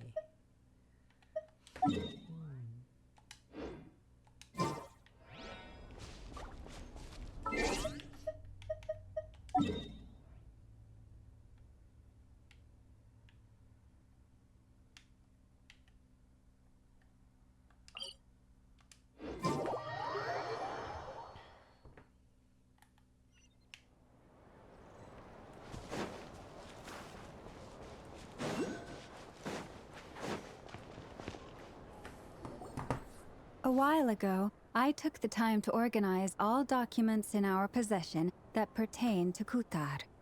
What you see here is the material I consider reliable. You're saying there's unreliable material too? Yes. Most of the information we have was transmitted through an oral tradition. Inevitably, some of her stories were mythologized and deified over the years through countless retellings. That's why I organized them into reliable and unreliable. There's no sense seeking answers in history unless we can ensure the veracity of the historical record. Makes sense. All right, let's take a look through. Clear and concise would be one way to describe the writing style of these historical records, but you could just as easily describe them as terse and dry. So boring. And since Lauma already knows the material like the back of her hand, the quest to find any new information in these texts is tough going. Almost all these records refer to Kutar instead of Columbina. Although neither of those is her real name. Paimon's not sure what point she's trying to make. What we can gather from these records is that the Frostmoon Scions worshipped her as a god, placing impossible expectations upon her. I cannot fault them for their earnest faith, but for all their devotion, worshipping her day in, day out changed nothing. I imagine that none of it resonated with Columbina.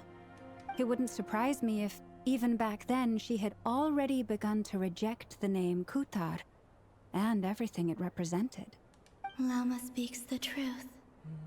When I heard them call upon Kutar with hope and expectation in their voices, they may as well have been calling upon somebody else. Where you were organizing these texts, when you were organizing these texts, what criteria did you use? Well, that's a bit complicated. I looked at the level of detail, perceived authenticity, prose style, and how realistic their portrayal of Kutar seemed to be. Amongst the Frostmoon Scions of today, only I know of her existence, and I alone have spoken to her face to face. As such, I know that there are certain things she simply would never do. That being said, I have sensed some changes in her lately. Changes? Me? Oh, she's opening up, right? Seems like this is getting us nowhere. For what it's worth, why don't we check the unreliable sources too? Sure. Give me a moment.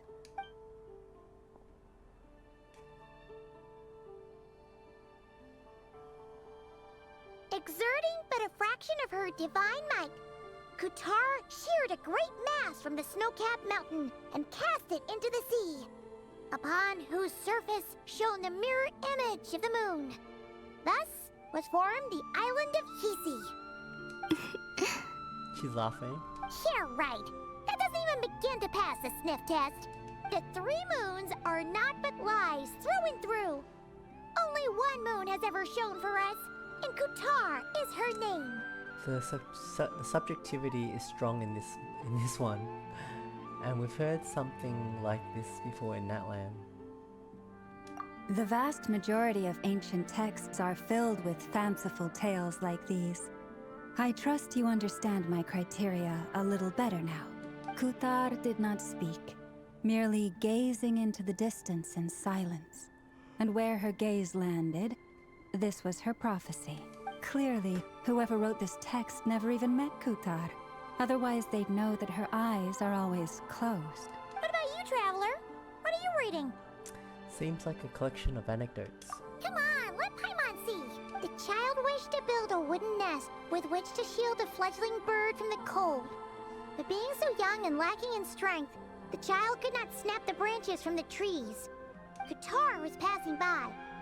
Upon seeing the child, she summoned forth the Kuhenki, who built a beautiful nest for the child. I remember that. Not knowing the meaning of Kutar's divine intervention, the child dared not to respond, and thus ran home to call their parents. But Kutar was gone. The Moon Chanter declared the event a miracle and took the nest as a relic, placing it on high for all to see. The child was named as one favored by the goddess, and was greatly respected amongst the people. Yet, no further miracles were bestowed, and this matter was forgotten in but a few years. Huh. Any thoughts after reading that? If it's true, it gives off a somewhat lonesome feeling. Yeah. Columbina probably just wanted to join the kid in making nests. Ah. I'd originally considered this a fabrication, because Kutar did not perform any similar actions in subsequent records. But now that I think about it, it does seem like something Columbina would do. It's just that... She didn't know how other people would interpret her actions. She was probably worried about making things difficult for people. And so, she gradually stopped joining in. Yes. Oh, that's so sad. Mm-hmm.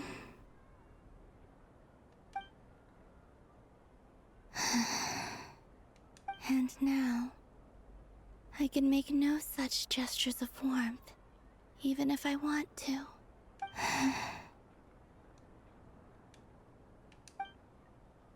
Still no name.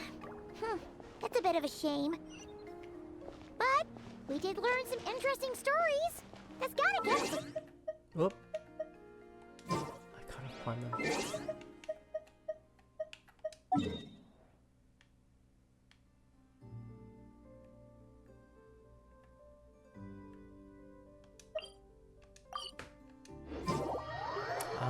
I should sleep after this next little bit. I'm getting a little sleepy. Marcus said he was gonna set up a meeting with Arlecchino and Sandrone, right? Let's go back to Nasha Town and see how he's doing.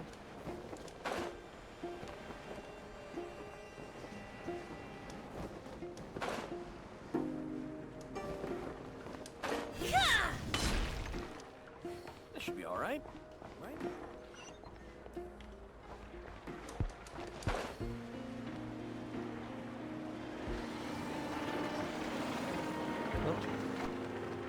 Let's see. There's Varka. Oh, and it's Durin and Albedo too. Talk about coincidence. We meet again. Yeah, this is pretty much the same place we bumped into each other last time. I convinced them to stick around a little longer. We were all waiting on people, so I figured having a little company would help pass the time.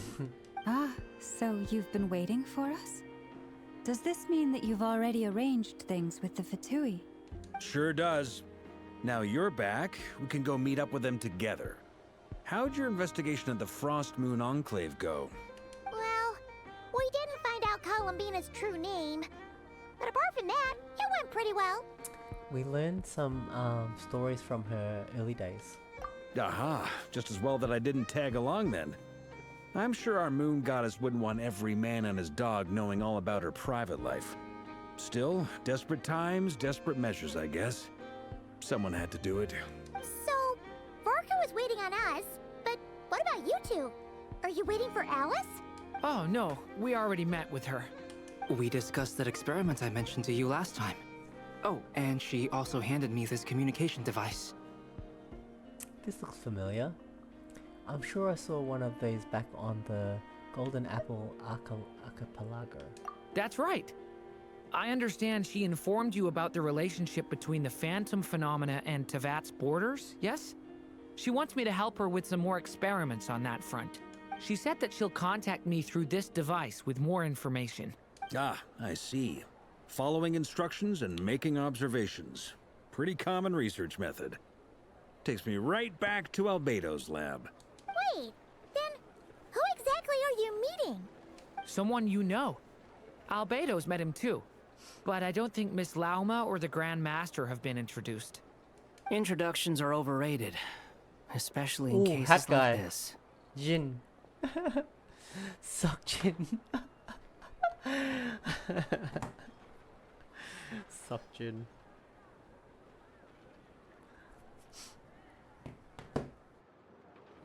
Hold on.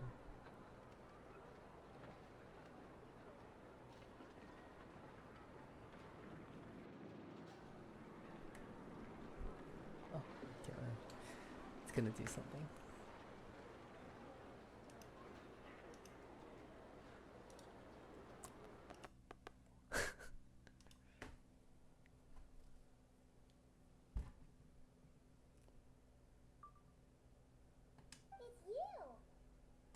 So, it's not like the academia has prohibitions against going abroad. Also, I applied for leave. I've been writing to Hat Guy since he came in his human form. I've already brought him up to speed on everything that's been going on in Not Krai. One more. Wait.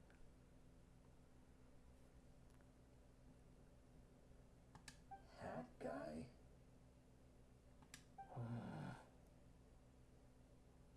Turns out, I actually have heard that name before. Oh? Then why did you react the same way I did? I only knew the name, not the fella. But since we're all here, let's do some introductions for what it's worth. I'm Varka, Grand Master of the Knights of Favonius. Lauma, Moon Chanter of the Frost Moon Scions. And I'm a Driosh from the Vahumana Darshan of the Sumero Academia. Hat guy.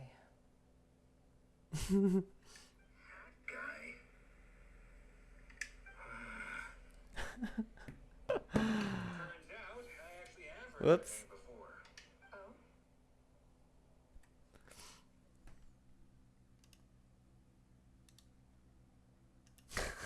Named him Shopjin. I love it. Hold on a second. Just give me a moment.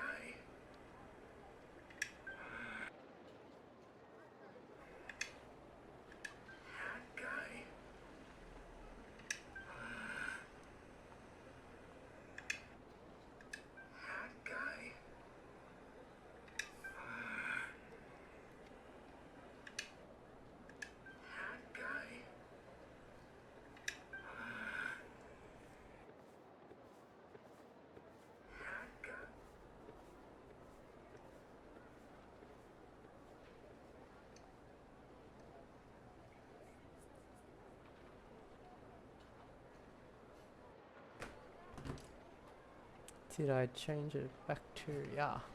Good to see you again, Mr. Guy. I believe we last saw each other on Mr. the boat right Guy. here. Good to see you again, Mr. Guy. So polite. So polite.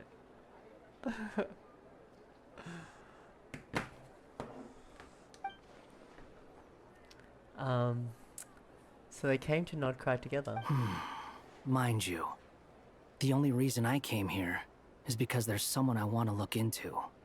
Who? Who's that? The Doctor, also known as Dottore, second of the Fatui Harbingers. Just as I thought. From the tone of your voice, it sounds like there's bad blood between you. I was reviewing our archives and noticed that a lot of information about him was missing. Left a bad taste in my mouth. That's all there is to it. Dottore, or Zondique, as he was then known, once studied at the Academia, but he got kicked out before he could graduate. So the Harbinger's #2 man is a college dropout? How embarrassing for them. Last we heard, he was planning something. We actually heard that a few times before, even coming to Krai, but we haven't seen a trace of him since we got here. He only appears when something interests him. For all we know, he might have left already. But the fact he did something here at all is worth noting. It'll fill a couple extra lines in his file.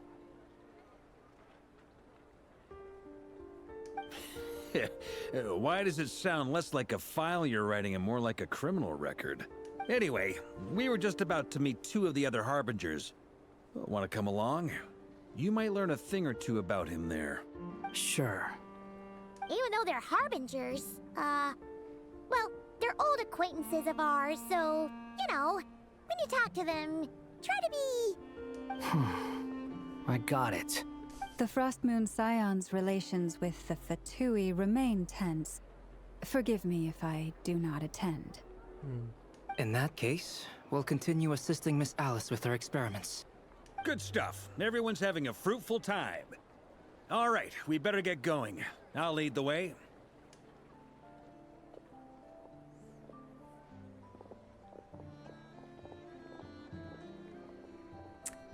Hey, Sokjin. Oh my god, it cracks me up.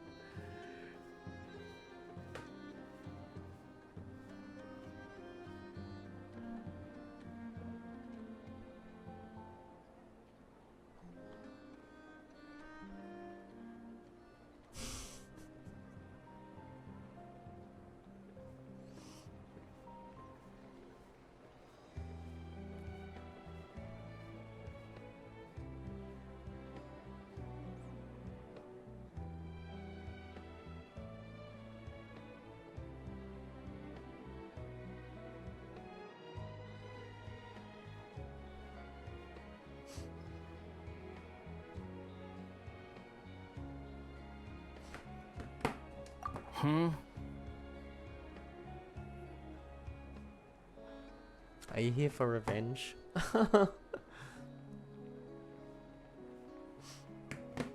Well, yeah, that's obviously part of it. But I'm not the only one who has a score to settle with him. Neither you, nor Lesser Lord Kusanali, nor I want to see him meddling with things again. Fair enough. One other thing. When we return, let's talk about Columbina. What's the hurry? Don't worry. Pigeons always know which way home is. After the conversation ends, the group splits into 2 teams.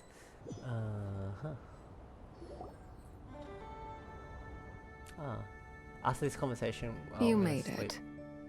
Who is this? Doesn't she know the Harbinger?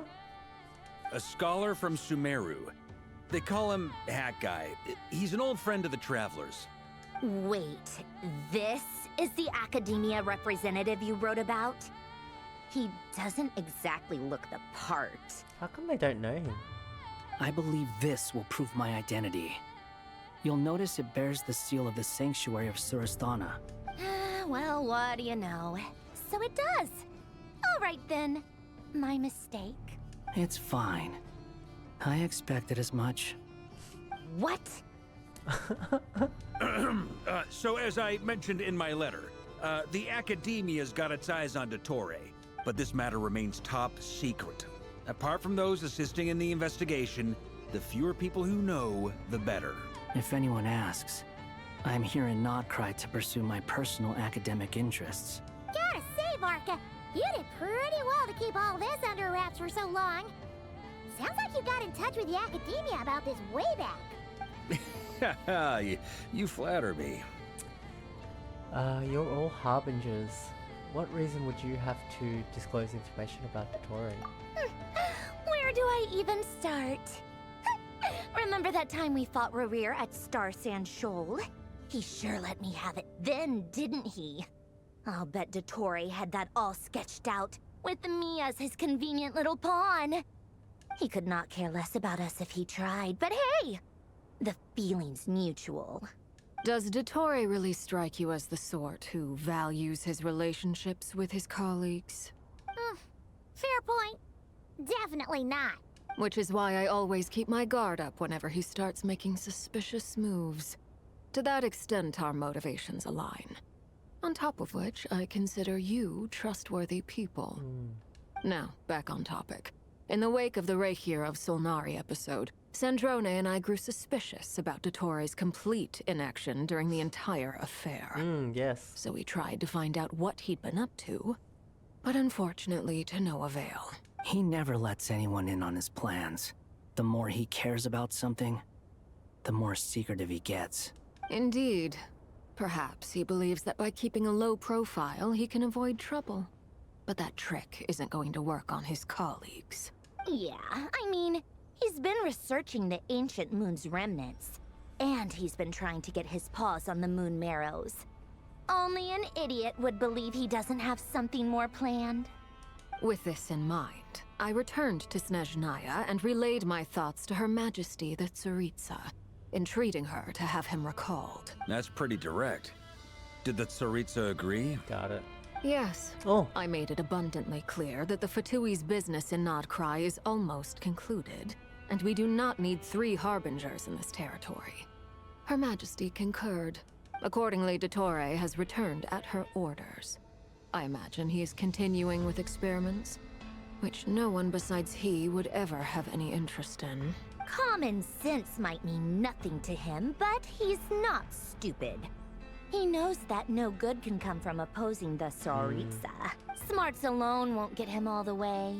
He needs the Rooster's resources and Regrator's Mora, both of which the Tsaritsa can strip from him by waggling a finger.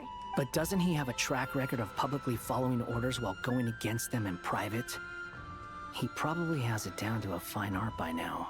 Wouldn't put it past him. We worked together on a research project once. Only briefly, but it was enough to show me that we're fundamentally different people. He has no interest in doing things methodically, stage by stage. His thoughts jump all over the place, and the moment his curiosity is satisfied, or he gets the results he wants, he disappears. The only similarity we share is that, once we set our minds on doing something, we will see it done, whatever it takes. Well, we definitely saw some of that in your battle with Rerir. You got so competitive. Ugh, do not remind me. Then I believe we all concur. Dottore will not simply give up. Fantastic. Now this is turning into a whole day of unpleasant memories. Are you talking about the moon marrow stuff? He also strikes me as the kind of person to disregard experimental regulations, ruin all the equipment, and go way over budget. Then leave the first person he can find to deal with the fallout. Exactly. This one time, he was running some high-temperature experiment and the substance exploded. But does he care? No. He orders his subordinates to open the device so he can observe the results.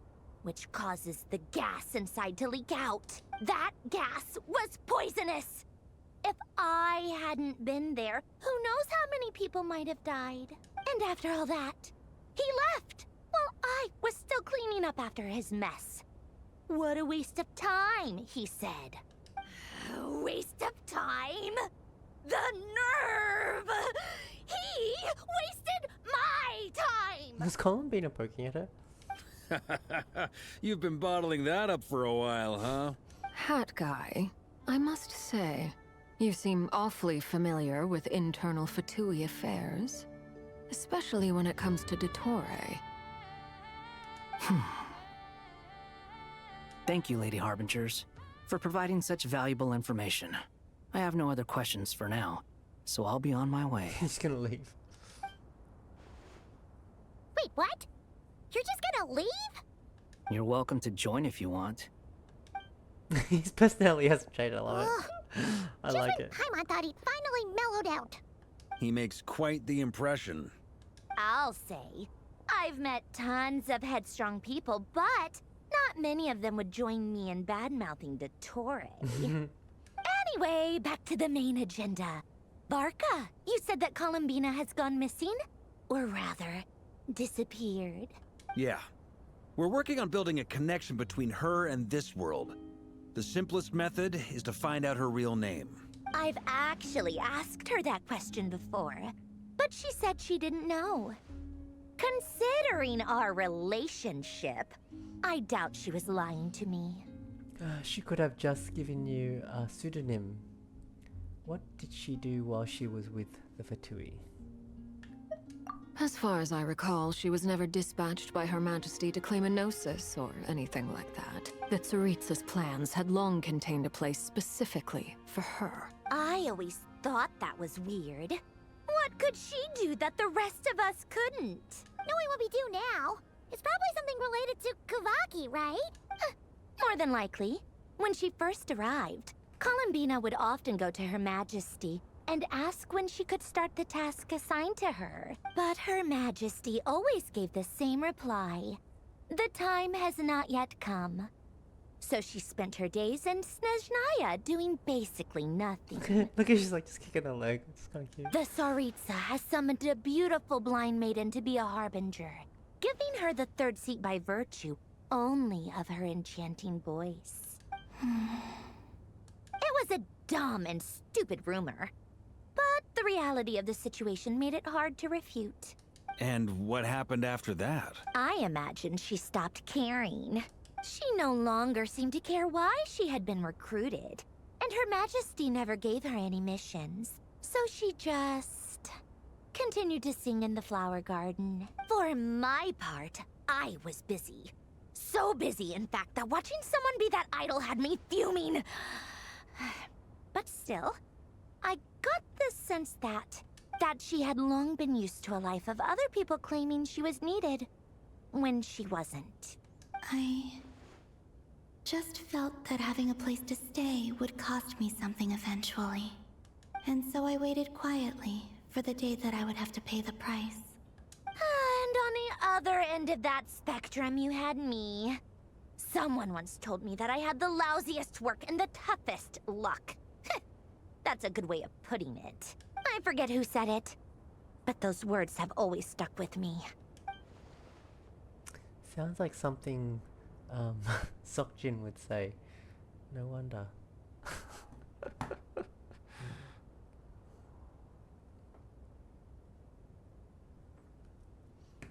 But you've done your job exceptionally well all this time.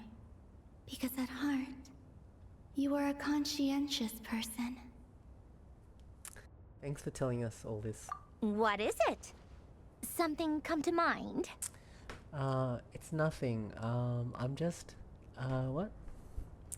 Even more eager to learn her name now. I want to shout it to her from the rooftops.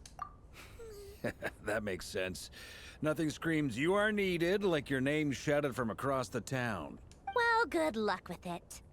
But if you ask me, Colambina is still the most shoutable name. I'm just so used to it now. After all the arguments we've had, I can't be bothered trying to remember another name for her. Nor I.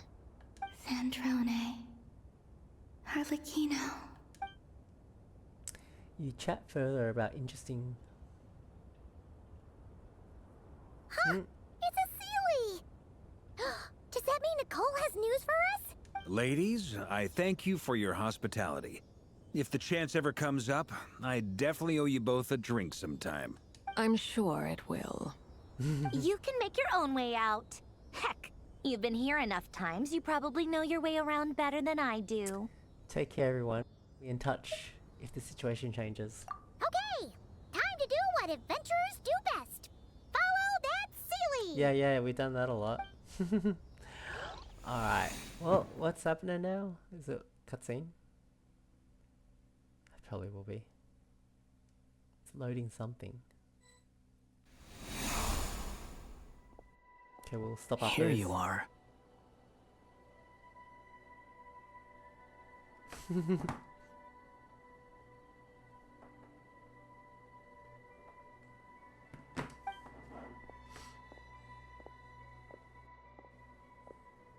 Oh, that guy. How come you're back so soon? Did things go all right with the Fatui? Fine. Dotori's been summoned home by the Tsaritsa. Couldn't get much more than that. How about you? Any progress with the investigation? Unfortunately not. We've tried everything. Different phantoms, different locations, different points in history. But the results are the same each time. Abyssal monsters roaming the land. People crying out in despair, with no hope of being rescued. Every time I see it, I can't help but think, is this what it was like in Mondstadt when Dragonspine Durin attacked? And if I fail in the task I've been given, will I create yet another tragedy? That's just meaningless speculation. When we encountered similar phenomena previously, I tried to interfere with those illusions, using sounds and lights to guide them. However, we could not change their fates. At most, we were able to extend their existences. The events of the past are like fate that has been written into Irminsul. There isn't a living thing in Teyvat that can escape its past. But Miss Alice instructed us to try to find ways to change the outcome that these phantoms face. It's an impossible task. Can't you just refuse? Since she asked us to do this, I feel like it can't truly be impossible. Or if it is, well, mages can make the impossible possible. I could not have been born as Durin otherwise.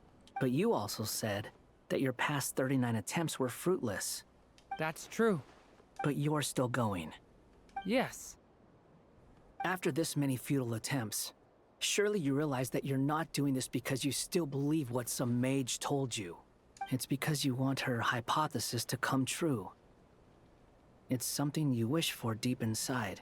So, think for yourself about what you want to do. As long as you don't believe it's futile, it isn't.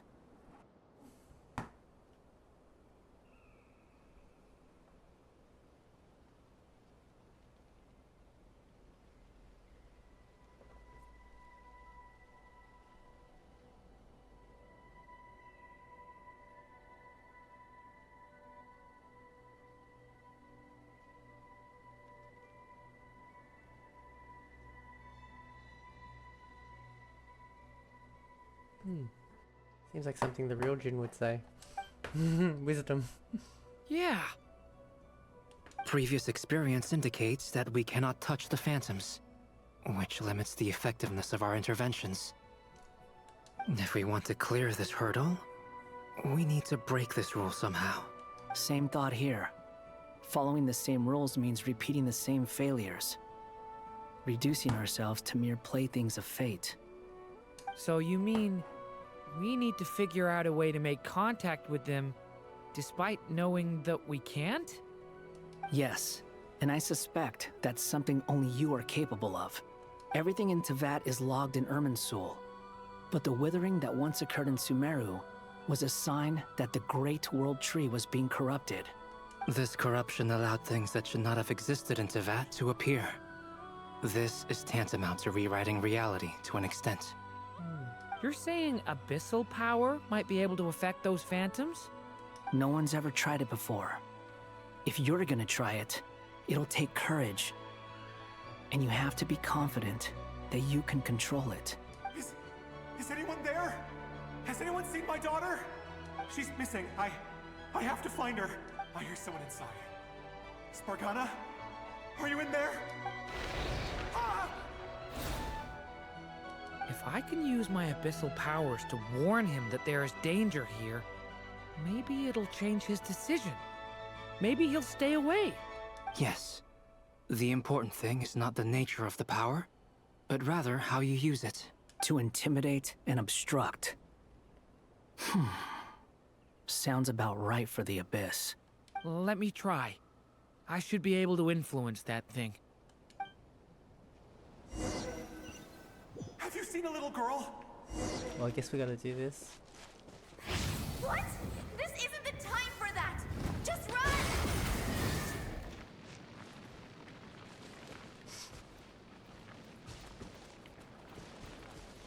I hear someone inside. Spargana? Are you in there? Durin can use the power of the Abyss to affect the world in which the Phantom is located. For example, using it on a stone pillar will create a barrier. With the intimidate and obstruct attributes, which in turn will affect the choices. Okay. Leave it to me! Did I do it?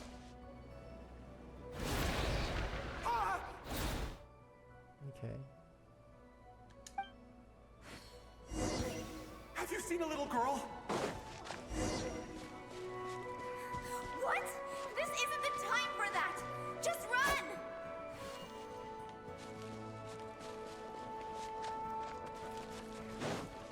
What? I hear someone inside. Spargana? Are you in there?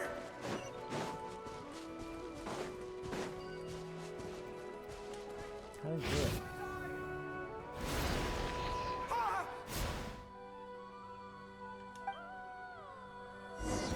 Have you seen a little girl? What? This isn't the time for that! Just run!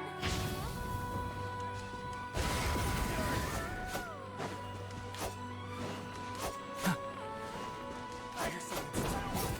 Spargana? Are you in there? What is this? Looks dangerous. I should get out of here. Good.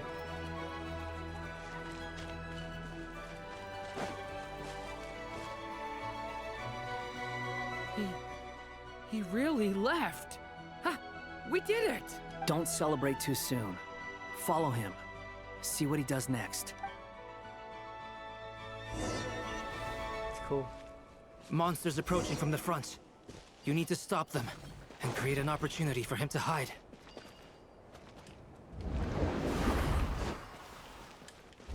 No! There's a monster ahead!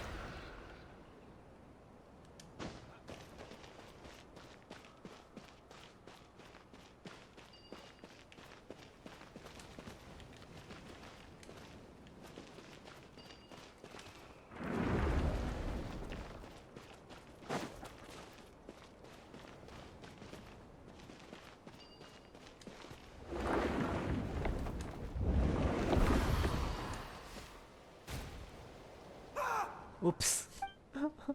The Phantom made its end and returned to the place of origin. No way. Monsters approaching from the front. You need to stop them and create an opportunity for him to hide.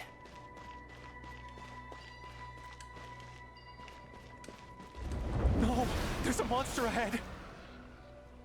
Oh, I think I have to close this one.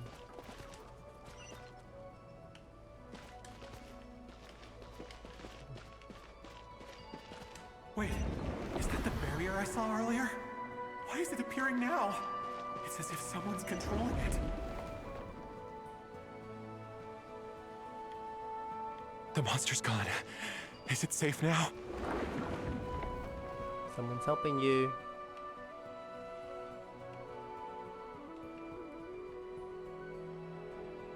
The barrier's gone too. How odd. Anyway, I guess I'll keep going. Quickly, let's keep up.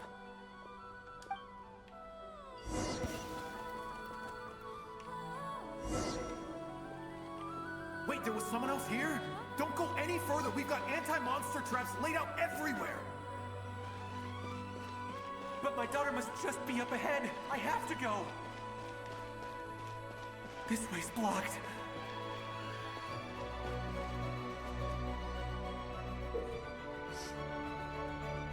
Turin's abyssal powers can affect the phantom explosive barrels.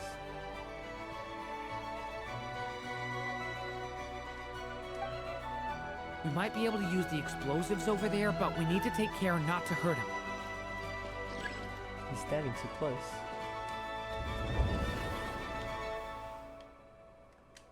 I'll use the barrier to keep him at a safe distance.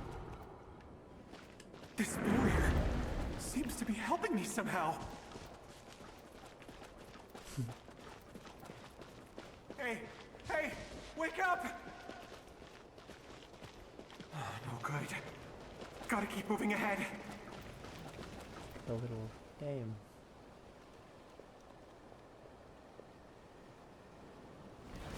So many monsters! Whoa. There's still a chance, Durin. Use the traps.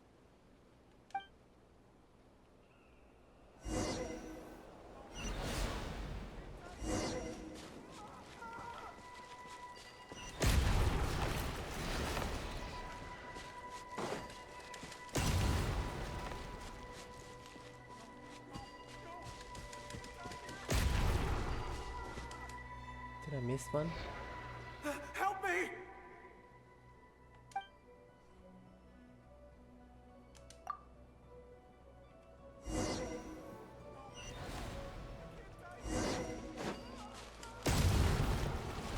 Oh, did I do it too early?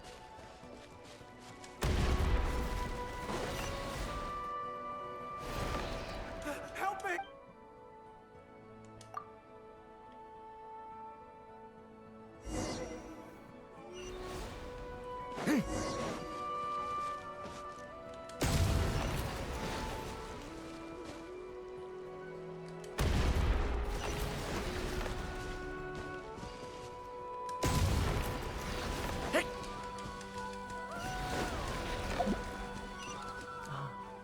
Just that last one I missed. Help me!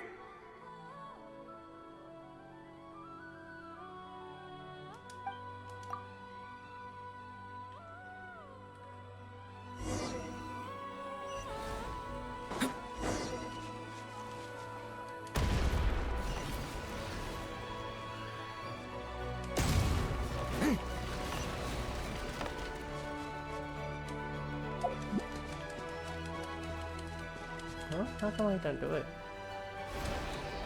Help me! Just a bit confused with that.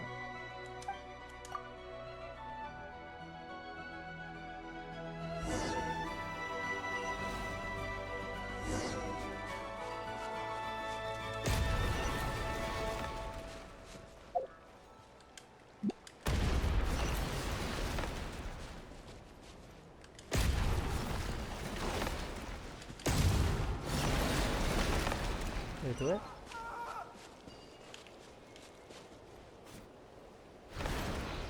Help me! It's tricky.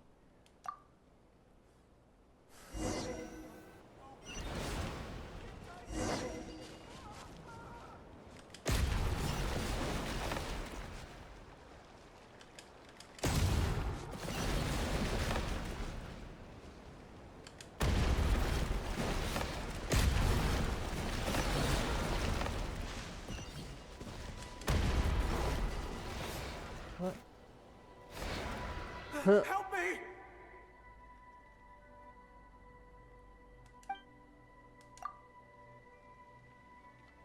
Don't know how to do it.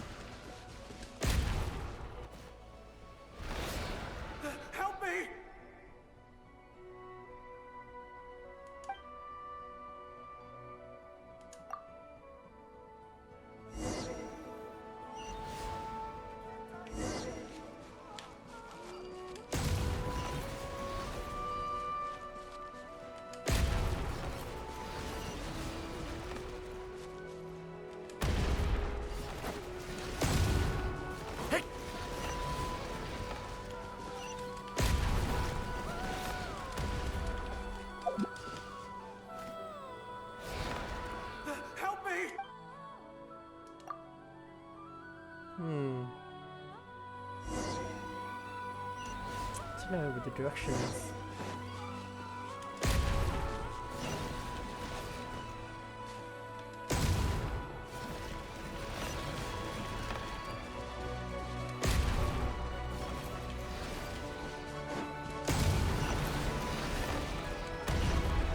Oh, did I miss it? Help me!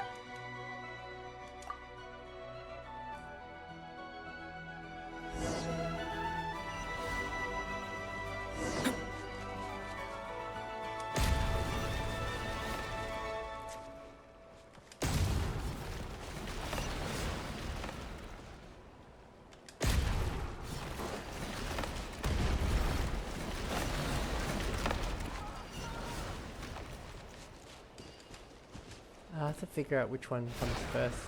Help me!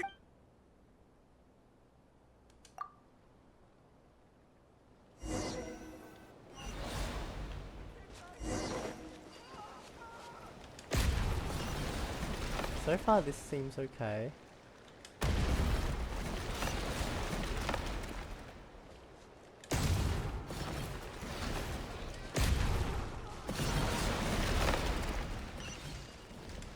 You first. So Help! the pattern.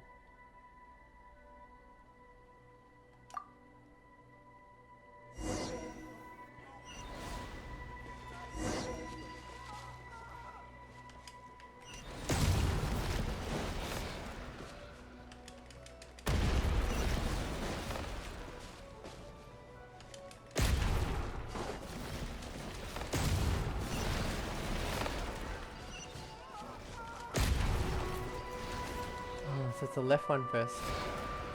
Help me!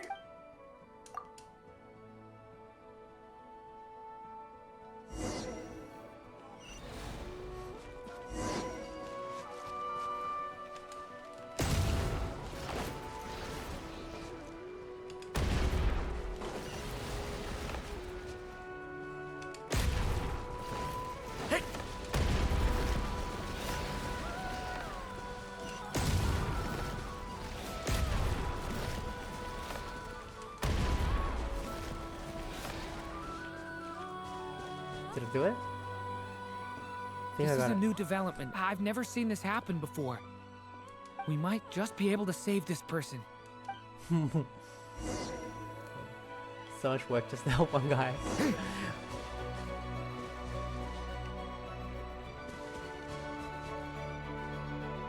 Music's cool. Hello there. Have you seen my daughter? Spargana's her name. She's carrying a large backpack. Get out while you still can, you fool. You won't find any survivors here. But I can't just leave her here. She must be so scared right now. Sorry. Wish I could help, but I haven't seen her. You'll just have to keep looking. Okay, thank you. If I do find her, I'll get her to shelter and come back for you. Don't bother. I've got nowhere left to go. What's that noise? Monster! No, if he goes inside, he'll be walking into a trap. Let's try this once more. This time, we have to stop him. The rescue has reached a dead end. All that can be done is to wait for another chance.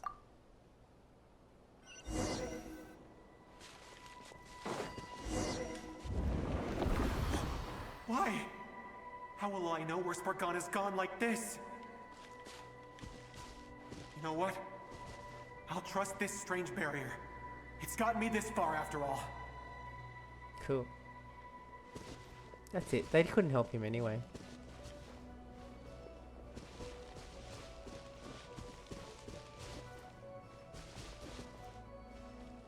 Spargana, are you there?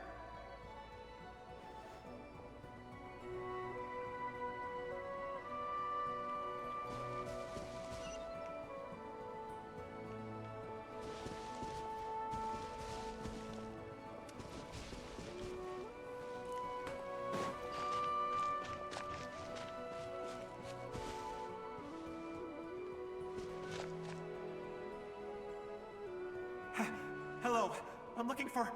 Huh? Looking for what? Everything here belongs to me. Get him, boys!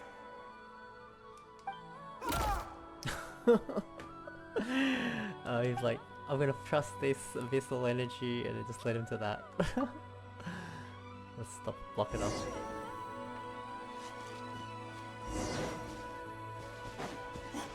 Why? How will I know where Spargana's gone like this? You know what? I'll trust this strange barrier. It's gotten me this far after all. Is this the big ending of like the act?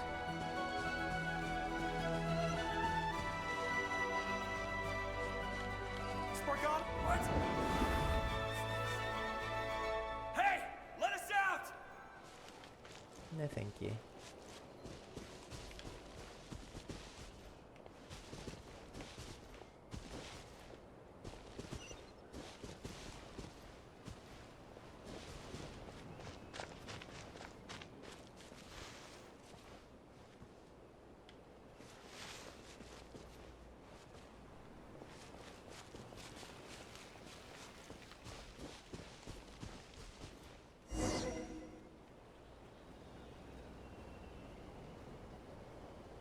Huh? That looks like one of my daughter's books! Thank you. Thank you! Welcome. Yes, it's one of hers for sure. That's her name on it right there. She left her backpack here. Oh. Durin, just like last time. Use the explosives.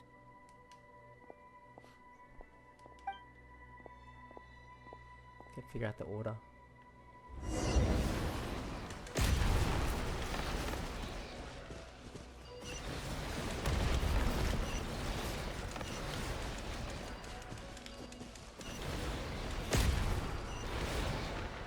Oh, so many. Wow. It won't work. There's not enough left. If he makes it in, he'll die. But then, this clue could be the key to him finding his daughter. It might not be the only one. Better he misses that clue than loses his life. I guess so.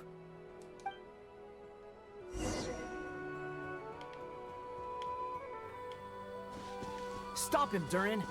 We can't let him get any further in. That's my daughter's book! She's passed this way! Why? Why won't you let me go in? I've searched and searched and searched just for this! But how will I find her without any clues?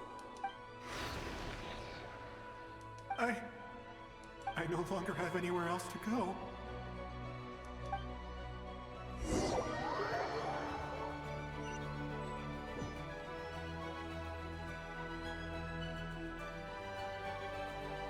I'm sorry. I'm so sorry. He refuses to go anywhere else.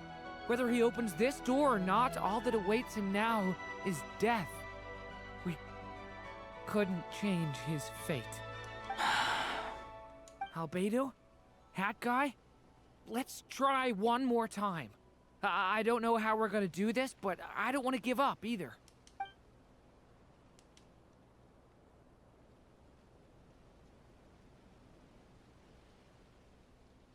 Why am I here? What's going on?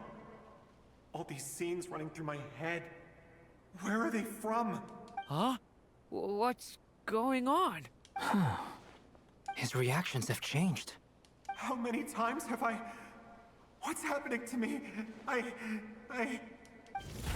Huh? Wait. Who are you? Oh, he can speak to us. You can see us now? I feel like I always could, but that I only just realized you were there. I'm sorry, I don't know how to describe what I'm feeling. But you were the ones guiding me using that marked barrier, right? Mm-hmm. I haven't done anything yet, but those monsters, those deaths, they feel like memories. Like things I really did experience. I won't find my daughter. In fact, I'll ultimately die trying to find her.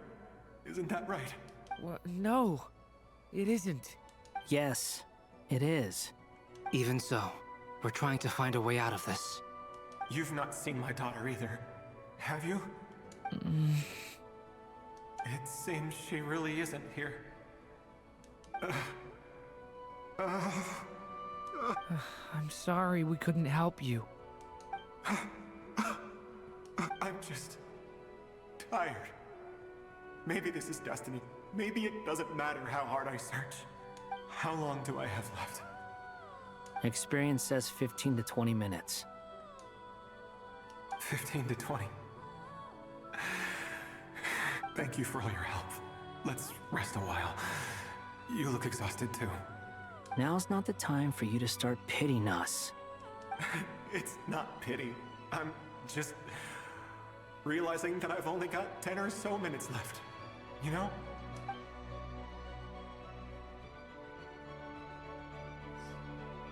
He's just gonna You say chill? you're from Mondstadt, yes? A place with windmills, where people enjoy limitless freedom? And you're from Sumeru, where they've built an academy into a giant tree? Yes. It seems you've never heard of either place. Those names are unknown to me, I'm afraid. Yes. Have you heard of Hyperborea?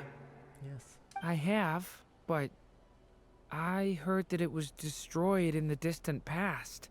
I see. That was where my ancestors once lived. What about Delphi Pytho? Was it later rebuilt? I've never heard that name. Then what about Sal Vindaknir?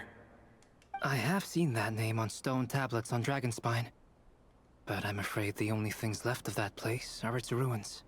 I see. Sure enough, there was no way to turn this around, huh? I'm sorry. I was the one who asked to chat, but it seems like we're too many ages apart. There's barely any common ground to start from. It's all right. We did hear something new, at least. From how you speak of your lives, things must be going all right for you, I guess. They are. Mondstadt is a place of freedom and happiness. There's a lot of good people in the church and the Knights of Favonius, and even outsiders find that it's an easy place to feel at home. We have festivals a few times a year. Everyone gets together to drink, sing, and be merry. Sumeru is a lot more uptight. Not really the kind of place where you can relax. It's a nation fraught with problems wherever you look. But if all you want in life is to seek knowledge, I guess it's pretty much paradise. That's wonderful. In other words, after this all-devouring black tide passed, humanity did not merely avoid extinction, but rose to build prosperous civilizations anew. I mean, I can see you all right now. That must mean the future isn't a total mess, right? That's true. Well, time's almost up. Let's part ways, I think. Might be best if you don't waste too much time on me. The chances are slim, I know, but I'd like to spend these last few minutes looking for Spargana. If things work out, I'd love to tell her about what I've heard. May we meet again. Well, or not, most probably. In that case, may your wishes come true.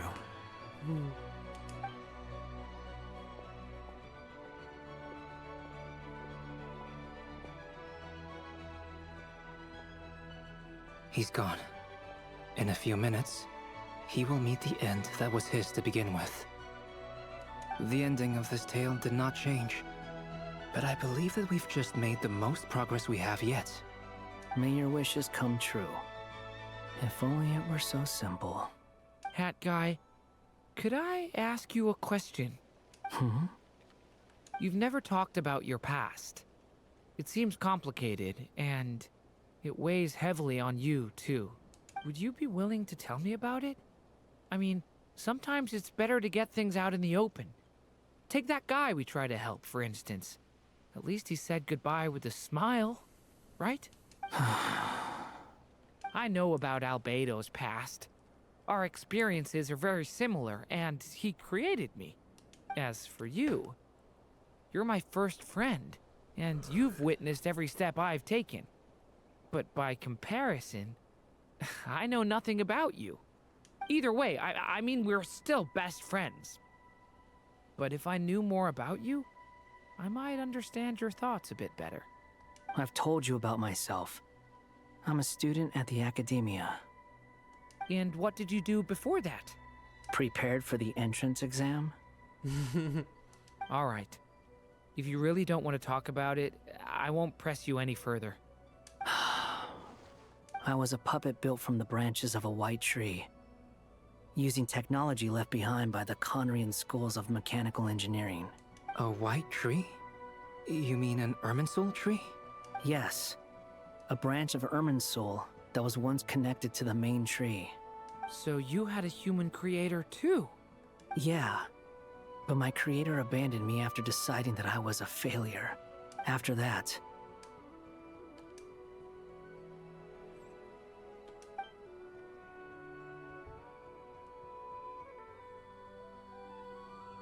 Durin. Resisting the influence of the Abyss, suppressing the urge to destroy, trying to do the right thing. None of these things are easy. But no matter how hard they are, trying to rewrite past wrongs is far harder. You asked me if you would create a new tragedy if you failed. I told you there was no point speculating about that. But the real answer is, yes, you absolutely will. That guy. But at least you've got people here to help steer you away from the wrong path. So, just keep aiming towards the light.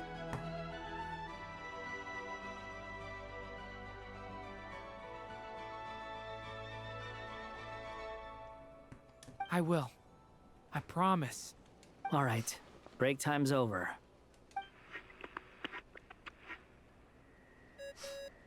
Dodo. Hello? Durin speaking. Hello, friends, it's me. What have you been up to, I'm detecting some unmistakable fluctuations here at the border.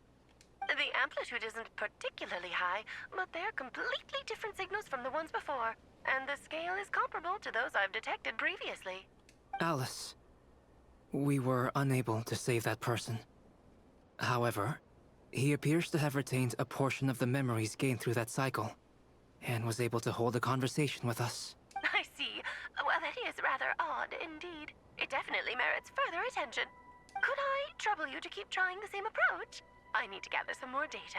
Counting on you. I should probably have Nicole come and check this out as well. Oh, I finished Act 5. No way. Just finishes like that. Ooh, okay, well, it's perfect, so I can go to sleep now. It's good though. I'm glad I finished it. There you are. Well, I was worried you might stop to collect treasure chests opened by the Seelie along the way. It would have taken you so much longer to get here. Another conversation I cannot hear. I am delighted to see that you understand what takes priority, and that your adventurer's instinct has not swayed your resolve. Really, I must applaud you for it. You should know. Paimon's head. Okay, I'll try and keep it short. My senses are telling me that this is where we shall find the entrance to the ruins. Oh, cool! Well, what are we waiting for? Let's open it up and see! Patience. This was a sanctuary of great importance to the Hyperboreans. A special process is required to open the gate. Oh! Like the place that housed the Eternal Moon's Marrow? Seems like the ancients were very fond of making tricky gate puzzles. Okay, so what's the plan? Need us to do anything? And just the short version, if you can. Alright then. I was planning to start with some background on the invention of these techniques. Are you sure you don't want to hear it? It's quite informative. Remember what you were saying about priorities? Fine. Simply put, we need 3 human representatives to successfully undergo a process of Kuvaki resonance. Think of it as a test from the 3 moon goddesses to see if the entrants are qualified, with the most recognizable qualification being Kuvaki. Pretty sure Lauma would ace that test. Oh, wait. But we need 3 people. I also have no doubt that the Moon Chanter would be qualified. But we would need 2 other people with the same constitution. Therefore, the most feasible method is not so much to follow the rules, but to figure out how the test functions and find a workaround. I've done some research, and it turns out the mechanism is rather crude. We'll simply need humans to stand before it who have sufficient Kuvaki energy within them. Traveler. I'm with you so far. How do we get the Kuvaki in them? The easiest way would be transfusion. Take some Kuvaki from Nod Krai's soil, put it into the bloodstream, and get it circulating in the body. Soil in the blood? So we're going to cheat on the test? Precisely. There are other methods, but this is the simplest one. Cheating the system is much easier than trying to hide from it. Hello? Yeah?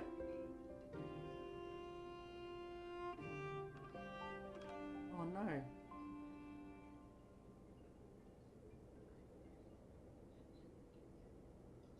In the kitchen. In the kitchen? Like in the medicine cabinet? Oh, okay. 2 bottles of ibuprofen. Okay. Yeah. Where's the thermometer?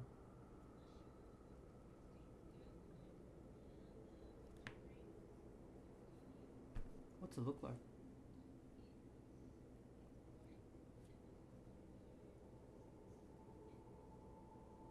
White with blue ends.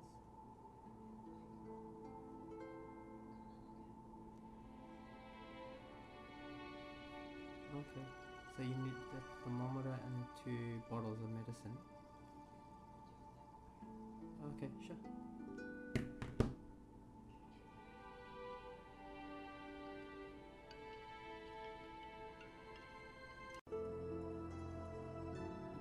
Hello guys, welcome back. Yes, my sister needed some help with something, so I just stopped the recording for a bit.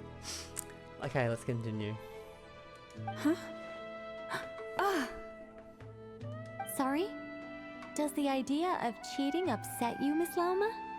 No, that's not it. I suddenly had an idea. Oh, what is it? It's about Moon Prayer Night. I figured out a way for Kutar to join in the festivities. But as Paimon said, we need to have our priorities straight. Let's get back to the test. I'll follow up with Nefer on the festival arrangements. She said it inside. Oh, okay. Anyway, is this really the best method we have? A Kuvaki transfusion sounds dangerous, no matter how you slice it. If you think that's dangerous, wait till you hear the other methods. I'd be more than happy to go through them if you'd like. There are several. Fuck is like, no. No need, we're good.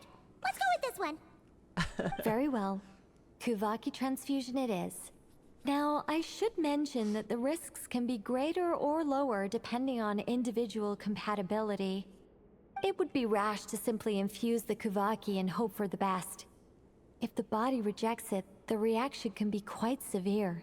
The symptoms are similar to another condition that some people living here suffer from, known as congenital Kuvaki sensitivity. So, before we execute our plan, I will perform a simple test of my own to see who is compatible and who is not. Once that is done, we will have to complete the resonance process as rapidly as possible. The participants must remain stationary while the Kuvaki circulates and bonds with them, and they mustn't eat or drink anything. What? No eating or drinking? It's like the worst thing she heard. That's some hardcore fasting. They'll all be monks by the time they're through. How long will they have to keep that up? 3 days. Whoa, 3 days? Oh, that's so long! And we still need to find 2 more people who are not just compatible, but also willing to volunteer. Fasting? What are they talking about? I'm willing to volunteer. Really? Don't you want to think this through? Haha, count me in too. 3 days without food? I can handle that. Miss Nicole has made it clear that this is the easiest way. The way I see it, there's nothing else to discuss. It's time to step up. Compared to having Columbina disappear completely, fasting for a few days is nothing. That's a pretty great perspective. Yeah, you're right. In that case, Paimon volunteers to be captain of logistics. She'll keep the fires lit and grab some spare clothes to keep you comfortable. Good work, Paimon. Then we'll start with you first, Traveler. Please step forward. Is this the next act already?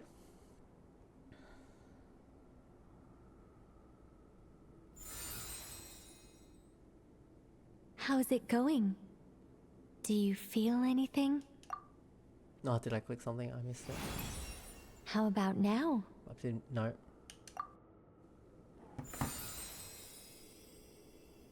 And now? Still nothing.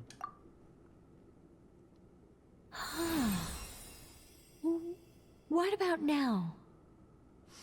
Nothing at all. Did you do something? You guys, it's not a competition, you know. All right, I'm officially impressed. Even as a descender, you can withstand far more than I imagined. Yay. It's like I summoned a giant stone titan to arm wrestle you, and your arm hasn't even moved an inch. Wow. In my last attempt, I infused 5 times the amount of Kuvaki required. That much? Yes. Safe to say, compatibility won't be an issue for you. You're eligible to join. You're next, Mr. Varka. Sure, here goes nothing.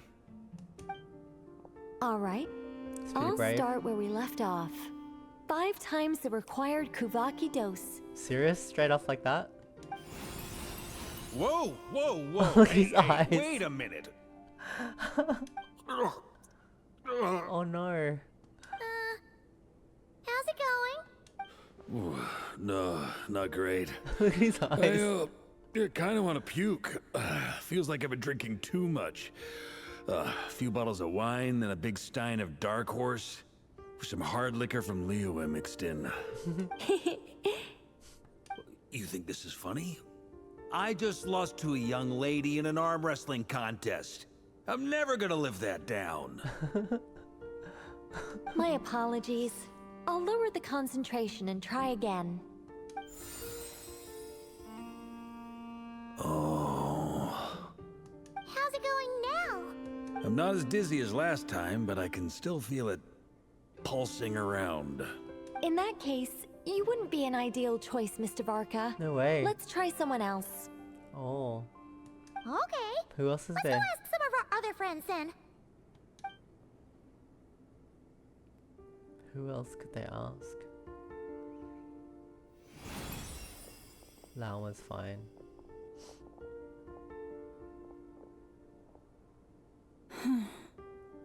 No surprises here, Miss Moonchanter. You're perfectly compatible. You may join. Nefa? I'm getting a slight headache. Shame. You were so close.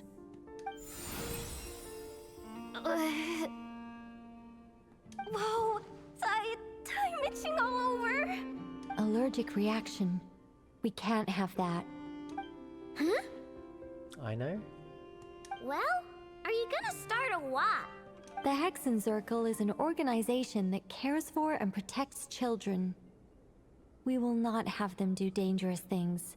Not even tests. Wow. She's a robot. Is something the matter? The candidates have to be human. I guess that rules me out too. Huh. Everyone except the Moonchanter got beaten. Guess I don't need to feel so bad after all. I mean, looks like this isn't gonna be as easy as we thought. Who else? Dory? Perhaps I could ask for volunteers among the Frost Moon Scions. I'll see about talking to some trusted Lightkeeper colleagues. Itlua springs to mind. Oh, he's a 4-star, right? In fact, I think we had some former Frostmoon Scions join our ranks recently. Can you give me the scientific explanation for how the test works? I can probably make some kind of test bot. Then we can just zip through Nasha Town, going up to people and pressing a button to check their status. Wouldn't that be way easier? No. Wow! No elaboration for once. How about I contact the Knights of Favonia's garrison in the Wave Chaser plane? Shame that Lohan's already left. And that guy's even tougher than I am. Strange. The moon goddess is clearly revered by many people. So why is she on the brink of disappearing? She mentioned that the world has rejected her from the very beginning. And when we fought the Raikir of Solnari, it seemed like she exhausted her power for our sake. Also, Paimon's not sure revered is the right word for how people feel about her. Gratitude, certainly. For my part, anyway. It's basic reciprocity. She helped us, so she deserves our help in return. Yeah. Even though she looked like she didn't care, she still saved a ton of people, including me. A review of the relevant data leads me to conclude that Miss Columbina is a good person. Yep, you bet! They really think so? I'm super surprised that Columbina isn't her actual name, though. I think it really suits her. It's light and graceful and... yeah, just a really pretty name. I know, right? Unfortunately, that's not our decision to make. Columbina. That was the code name the Fatui gave me. But it also came up in the song I heard when I was born. But is that really all there is to it? What do I truly think of my own name? Is there anyone left who will still call me by that name?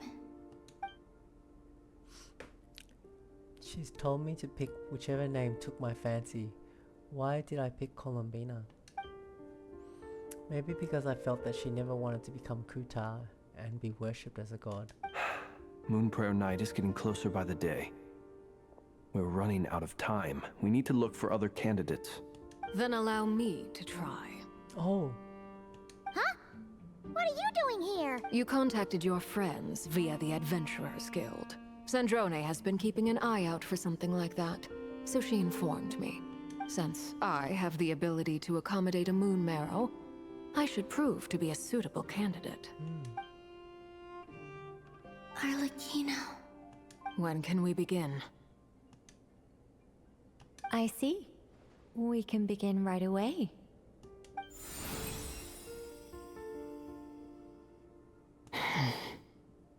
How was it?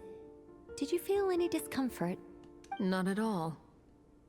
Then it seems we shan't need to look for additional candidates after all. Cool. Great! Cool. Alright, like Paimon said, the rest of us can take turns making sure the three of them stay warm and comfy. Then, my job is to take care of the caretakers. I will ensure everyone receives food and accommodation. Let's do this. No time to waste. I'm ready as well.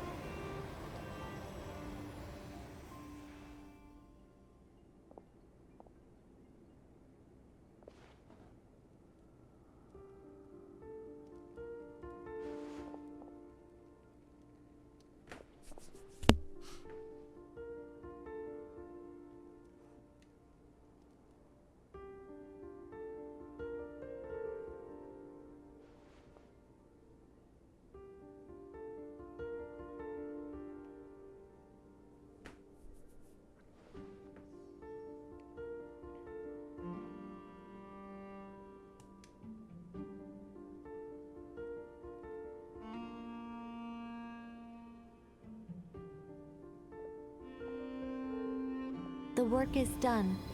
The sacred scroll shut. The stars grow dim, the people silent. The white sun sets, the silver moon rises. O path to the temple, appear now before us.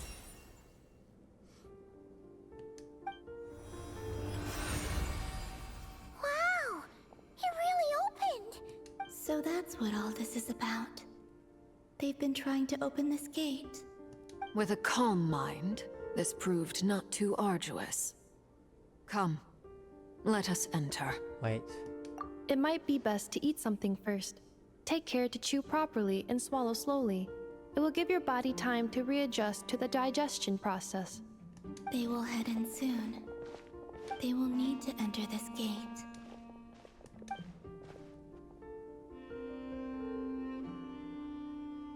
Huh? I cannot pass through. Is it because I have no physical body?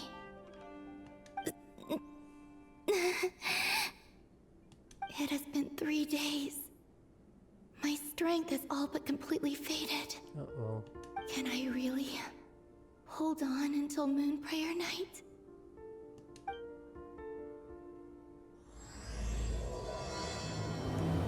Oh, that's Act 6 started. Okay. Alright, so let's end there. I think that'll be the end of Act 5. It's kind of like left on a cliffhanger, you know, when they have shows and stuff. Oh, we should talk to them while we're here. It's good to know you're all well. Puts me at ease.